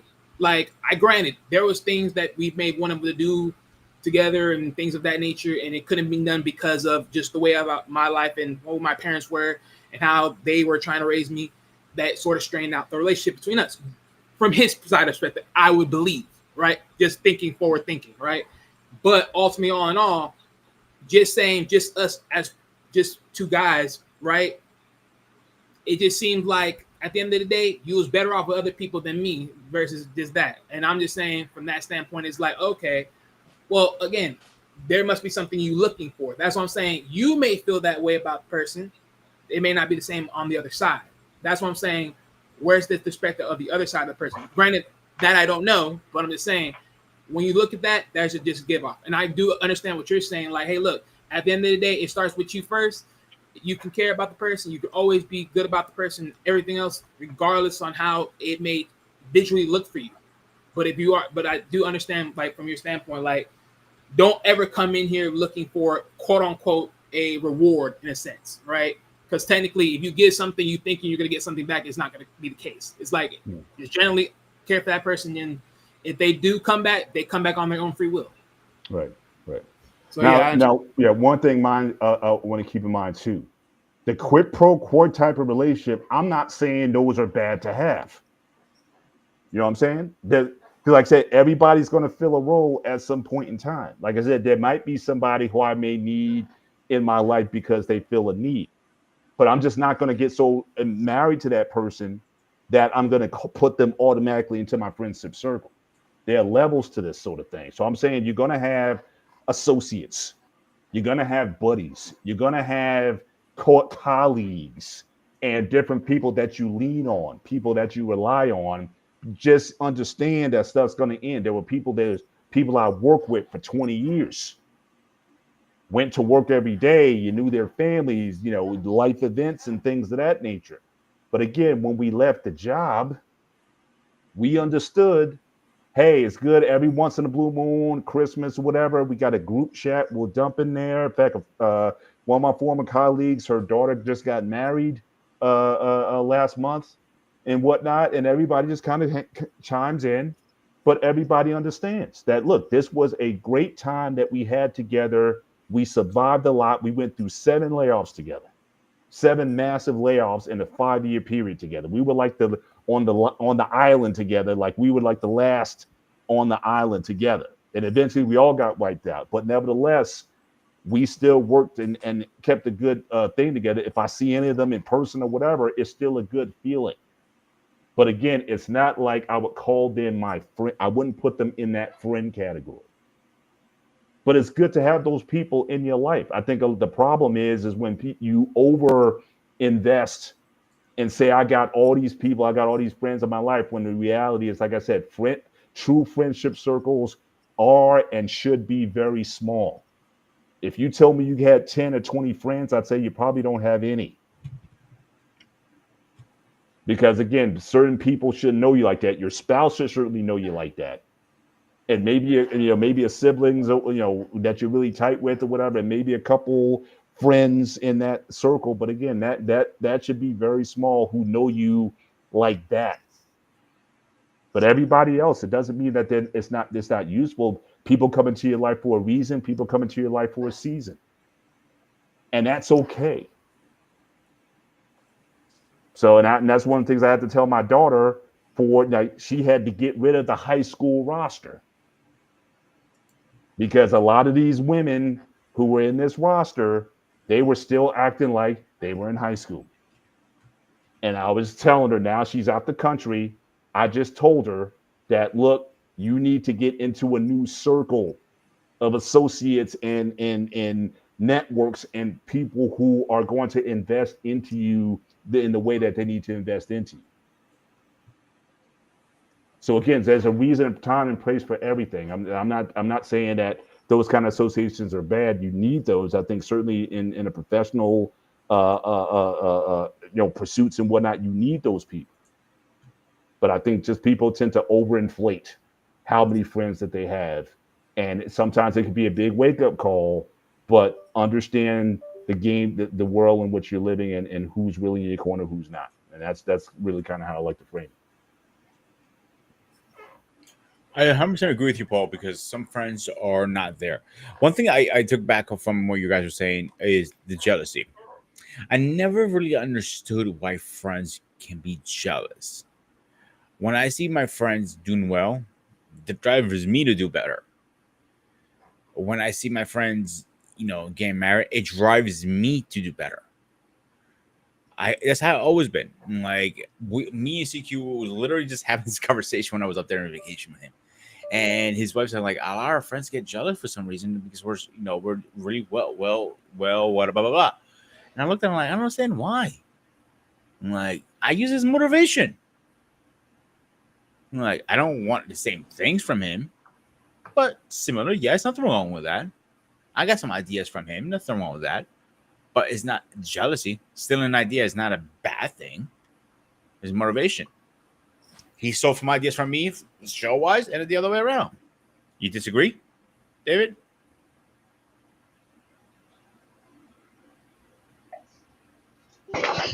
I disagree, still an idea because we in a country that like to sue everybody for everything. You did some idea or somebody IP. Stealing ideas that's never a good idea to begin with. Because stealing ideas like stealing someone IP, intellectual property. And within the nature that likes to sue everybody for every small thing. Oh, you stole my catchphrase. I need royalty from you. No, we're So not to like speak. that because I actually I, that I know we like none of that. This is a different one. We're different from the whole entire country. yeah. I personally, if one of my friends stole one of my ideas, I create a great example, like the gallon of water that I've been bugging Alicia to get, for example. I got the idea from CQ's wife when she carried that one. Like, that's actually a smart idea for if you still need a bigger one, young lady. And so that's what I got the idea from, to be honest. And like we were, I literally joking about it, but or years ago, like, yeah, you saw my fucking idea, but that's how we are. But anyway, let's start getting our final thoughts. David, you go first. Wally, Mariana, Paul, then Alicia. Final thought. This is a gallon. Under Armour. I know I'm not gonna get no promotion and other thing, but this topic is a very interesting topic. It's one of those topics that I try to avoid speaking about because it can take you to a bunch of rabbit holes, conflict of ideas, but it is it's been well done so far because I've been in a lot of conflict concerning purpose and passion. and it go either left or right. But today it was kind of like interesting. People had different angles of the conversation and what's getting into like that in that type of way, respectively speaking. Other than that, I hope anybody who watch this content, watch this particular show, take note of what we are speaking about, because we're not trying to back to the idea, but there's a particular journey one must take if one to achieve your purpose in life. And you gotta really take the time out and find out within yourself, do some soul searching, do some gathering, do some cross soul attempt, because if you don't do such a thing, then you're wasting your life for nothing. That's my final thoughts.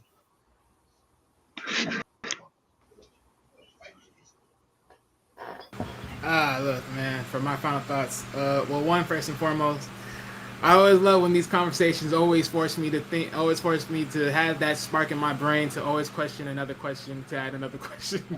Because Lord knows, like every single time I have to hear it, it's always a very interesting, dialogue that I get to hear, that I always love to hear at the end of the day. But one thing's for sure is, in the sense of just purpose, neither for yourself, neither in other people's, based upon friendships or however they may be, you know, there is power in that. And you got to define it. Now, granted, it may not be idolized within biblical beliefs or any beliefs of that for you, however it may be. So, in general, you may ask yourself, well, how is someone finds their purpose just on a basic everyday norm? Well, I say it like this: if there's nothing I haven't known in this life, is this. If we're just looking at it for the general, every person that had purpose chose to be a winner, and regardless, neither good or bad, they always chose to be a winner. And something in life, you always want to win somewhere. You don't want to just sit there and just do nothing. So be able to find that purpose of where you win, regardless what it is. Regardless if someone did it, however it is, your story is different than everybody else. But one thing also I would love to sit here and say on friendship, just because it was brought up, I guess you know how they say even Jesus had like 12 disciples, but even then he had to walk away and he was all alone at the end of the day. So even then, that goes back to what Paul said about just being singular within self. So because you don't know how much you really have overall. But yeah, so just be mindful of people that you deal with and how are you choosing to deal with them? How are you choosing to have these people in your lives? Are you having these people in your lives just on good faith, or are you having these people alive for a certain reason? When you understand that, hey, move accordingly. With that said, see you guys Wednesday on Anime Unlocked. Good night. Okay, final thoughts with this topic. I will say it's more like, I mean, we're still trying to figure it out, no matter what it is, um, with purpose. But it's we all have a purpose. We're there. We always, we have a purpose. It's more like we're on a mission. Um, so I will say that we had to basically we all, it just, I'm sorry because I feel like I'm a little bit out of it because of the medication. I'm sorry. Um, it's more like to have like what you're compassionate about, and do what you can, but always you have to see who is important, who is not important in your life, and the ones who are important you have to care for no matter what. That's the purpose. And it's either friend, family, whatever the case is, always be there. And also, if they need to vent, let them vent. If they need something that they can't able to get, do what you can, because no matter what, I would say that's the purpose that everybody has for. It just it's it's not, I mean, sometimes you have to go through stuff, and I know that sometimes purpose also has struggles, but you also have to, um and it's just help. And also sometimes you also have to take care of yourself too, first, before anything, before helping others. um Other than that, um that's all I could say. So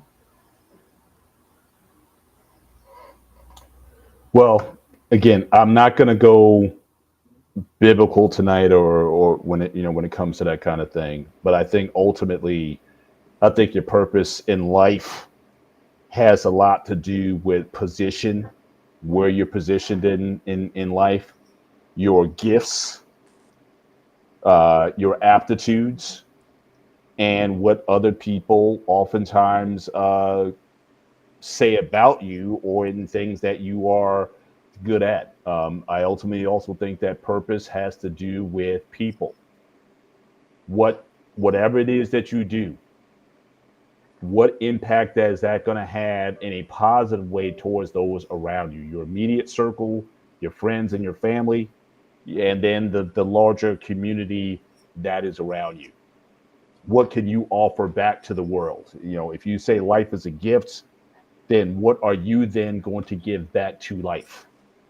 And I think for those who operate in that mindset, I think truly, are operating in their purpose. It doesn't mean that they're always going to be happy about it, or that every day is going to be enjoyable. There's a lot of things about your purpose in life that you just think are terrible, and that the consequences that you bear for it, sometimes you will actually question it. And I think also another thing, if it is indeed a true purpose, I think you will question at certain times of your life, am I doing the right thing, or should I keep doing this, what I'm doing? And then you'll know it's your purpose, because there'll be something at some point in some time, either it be like I said, an event, or a person may come into your life to remind you of what it is that you're doing. So again, and it is that well doing. I will quote this from scripture. It will says again, never get weary in well doing. Just because you're doing a good thing. Again, we talked about Superman last night in the meeting, and then also in on the show on Saturday. We can see certainly in current versions of Superman, he gets weary in well doing, but he keeps going because that is his purpose. So he's not in necessarily seeking happiness or pleasure, but the pursuit of his purpose, understanding why is he here and what he's here to do, using the gifts and abilities that he has. In a fictional sense, he is the personification, he's the exemplar of that. Everybody here also has something that they can be contributing to the world. You need to find out what that is. And sometimes it may be things that you may take for granted. Like my wife, for a long time, used to talk about she didn't understand what her purpose was. But the thing I'm always reminding her of, if anybody who talks to my wife or is able to get to a point where you can talk to my wife on a regular basis, she is an excellent listener. And for in a world where everybody is simply looking to be heard, oh, she's perfect at that. So again, a lot of times she'll be on the phone with people I haven't talked to in a couple years, and they'll be talking for 3 or 4 hours. And my wife gives them a very safe and comfortable environment from which to express and share themselves and let go of a lot of stuff that is on their mind. That is very rare, especially in this world where everybody's looking out for themselves. So, whatever your purpose is, don't compare your purpose to what someone else's purpose is. Sometimes it is being able to be quiet and to listen, and not listen to respond, but just listen to listen. That is becoming more valuable in this world, and to people to have that sort of empathy for others. And so I'm always praising her for that, and always encouraging her in the purpose that she has, even though she doesn't think it's incredible, but it is valuable. And so I always encourage people to look at it from those terms. So good show tonight.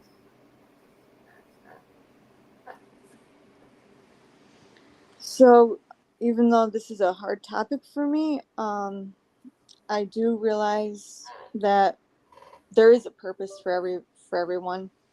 Even if you're in the middle of a storm, a trial, anything struggling within life, you need to really find your purpose, because we what gets you out of bed every day, and that's something that I always look at. Like, And for me, I do realize do have something that gets me out of bed every day, and I do look as my purpose, and that's my son. And again, without that, I do have many other things that I do have in my life, but finding anything in life that you may see as something that's you're grateful for, that you're blessed for, anything at all. Just finding that little thing to get you up and moving, no matter what. It's so important to find that, because I know how hard it can be when you are struggling in life and you are looking for that thing that can get you passionate and moving again. So I just hope that after hearing what everybody said tonight, anybody else going through anything, that you just take into account the importance of why you're here, and no matter how hard it is, to find something that you are going to look forward to in life and to keep going no matter what.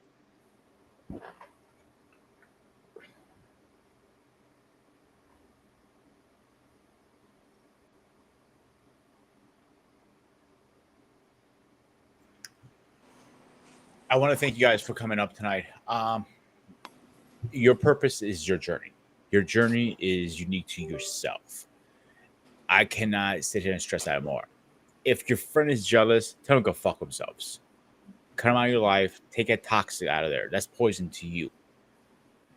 We might debate about if your passion and your purpose is the same. You guys know how I felt about that today. David disagreed.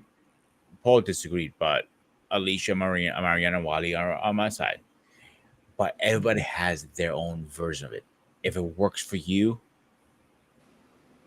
I'm gonna put the bottle up your ass if you don't take it down. Oh. Well, Nah, I missed Paul's part, but I mean, I don't know what Paul said about his side on passion and purpose. So yeah. Anyway, what I know, beware of Black Panther, lion, and venomous snake. You come to my turf. as I was trying to say, your journey is unique to you. Follow your passion.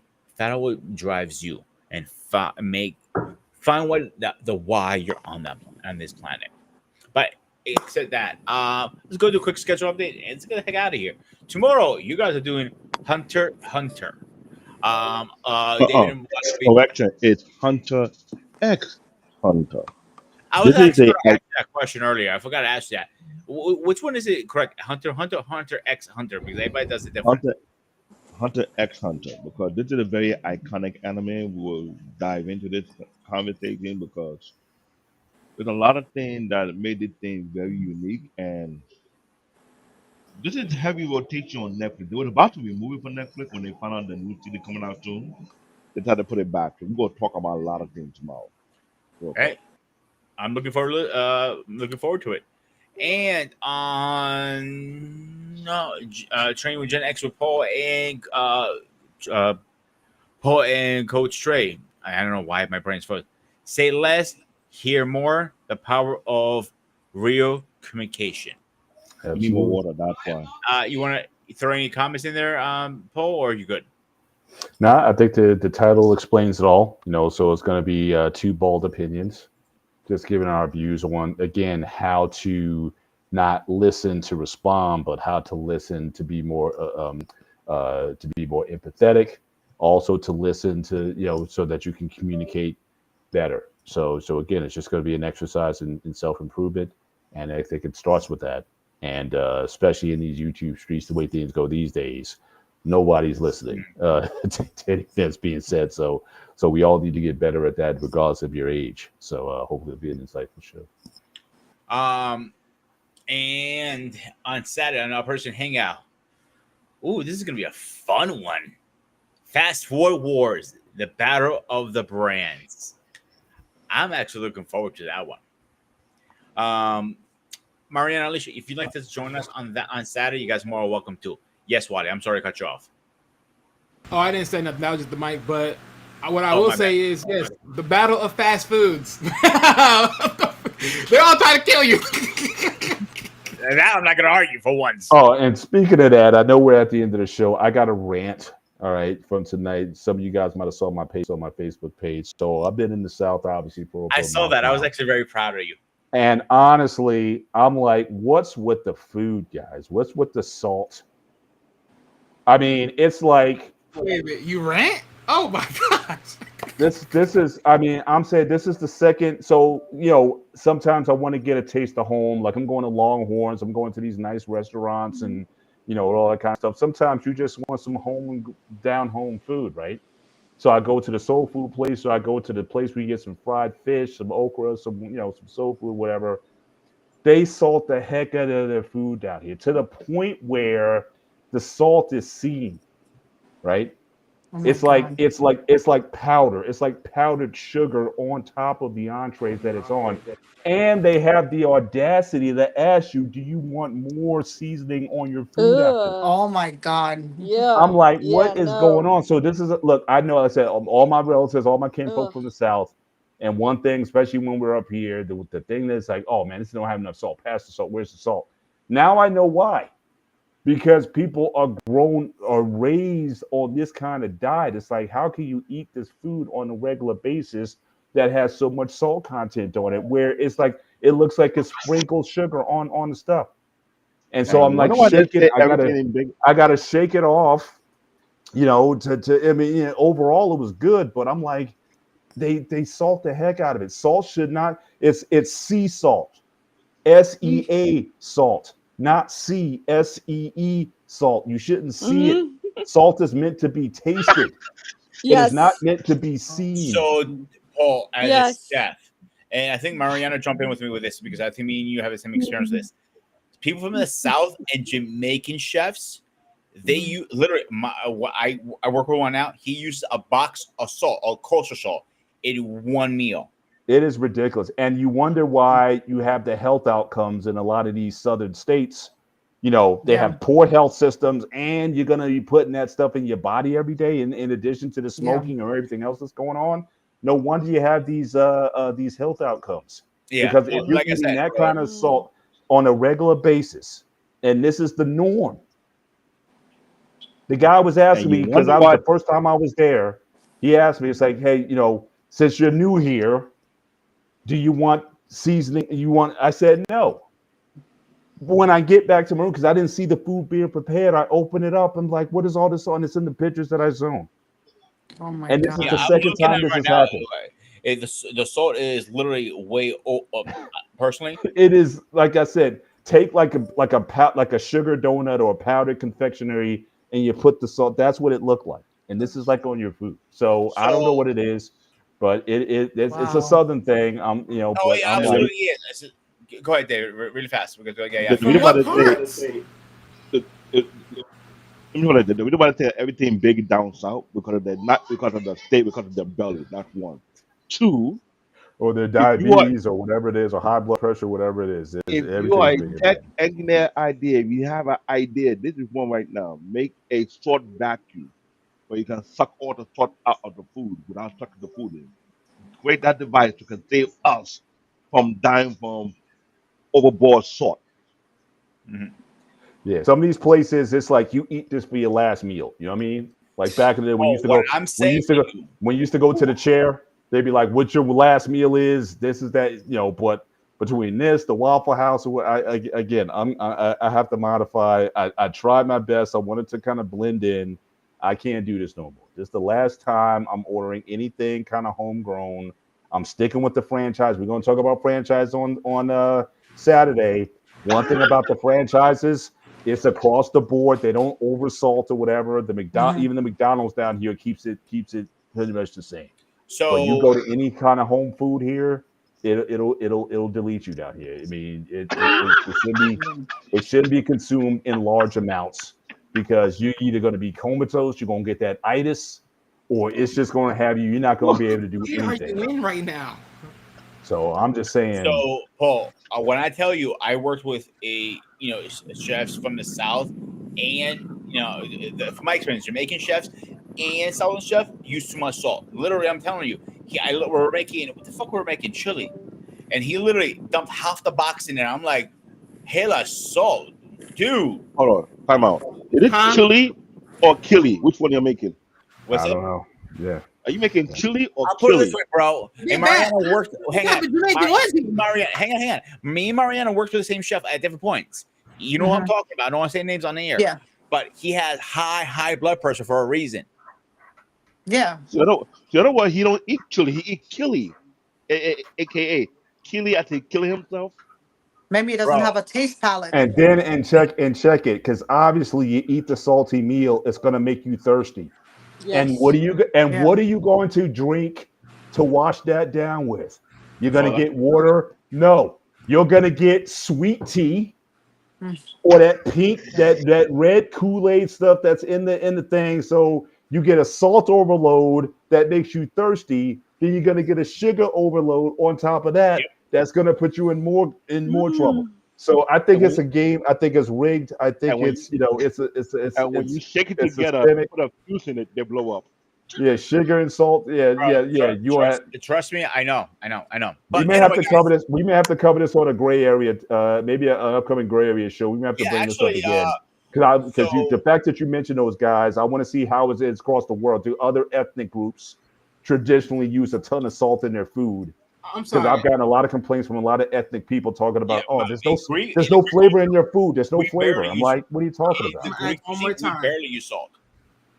What Jamaican person is this? Oh, I know a lot of Jamaican people do that. Mariana, am I wrong? No, you're not wrong. No, there was a reason why I asked because I've tasted Jamaican food. If you're telling me that has a lot of salt, that ain't a pure Jamaican. he don't come back from the Graham's roots. He don't come back from the Graham's roots. According to this dude, I'm willing to say it. He He's don't from- come back from the Graham's roots then. He's from that part of whatever. That's a whole different conversation. Anyway, so on Sunday on the Gray Area, we were talking how music changed over the years. Me and Paul have a different conversation on that. Oh, shut up over there. Except that, guys. Ooh. All right. Except that, David, final words. Final word. Today music sucks. Wally. Which music sucks? Wait. Based on who? That's a You different said show. today's music sucks. Based on who? I'm saying. Just no, go ahead. You really want to go there? I'm saying based on who. Like, are we talking about based on who? When you listen to the person, based on who? Sexy Which Red one? sucks. Gorilla sucks. Anyone Thank you without for okay. Sexy Thank Red you. Jawa Thank you. Thank you. But what I'm saying is you're focusing on the wrong side of music. That's what I'm like. No, because that's on the radio. I'm trying to shoot the radio right now. I'm trying to take a shotgun and say, Oh, target hey. practice. hey. I mean, at this point, I disconnect from the radio. At this point, make your own playlist. I kind of agree with Wally. If you were getting Like, radio, really, you you already know what it is. The radio ain't really producing real music. They're producing whatever you're selling them and what they can buy and pay. Zombie music. Well, guys, bring this energy. We don't want to use it up. Bring some of this just- energy to the gray area on Sunday night. Yeah, I'll see you guys on the Gray Area on that one. I'll pop up. I'll pop up on yeah. Sunday. Paul, any last final words? No, I'm good. Alicia? Drink your water. Especially after a southern meal. Drink water only. Only water. Yes. Mariana? No. Guys, this was the Spartan Arena on Spartan Studio. I am the Spartan. He is Black David, aka Baby Crew, Mr. Little Bear, Wally, Mr. President, Alicia, and Mariana. As always, stay fresh, stay safe, and I'll see you guys on the next one. It's Big Bear to you guys.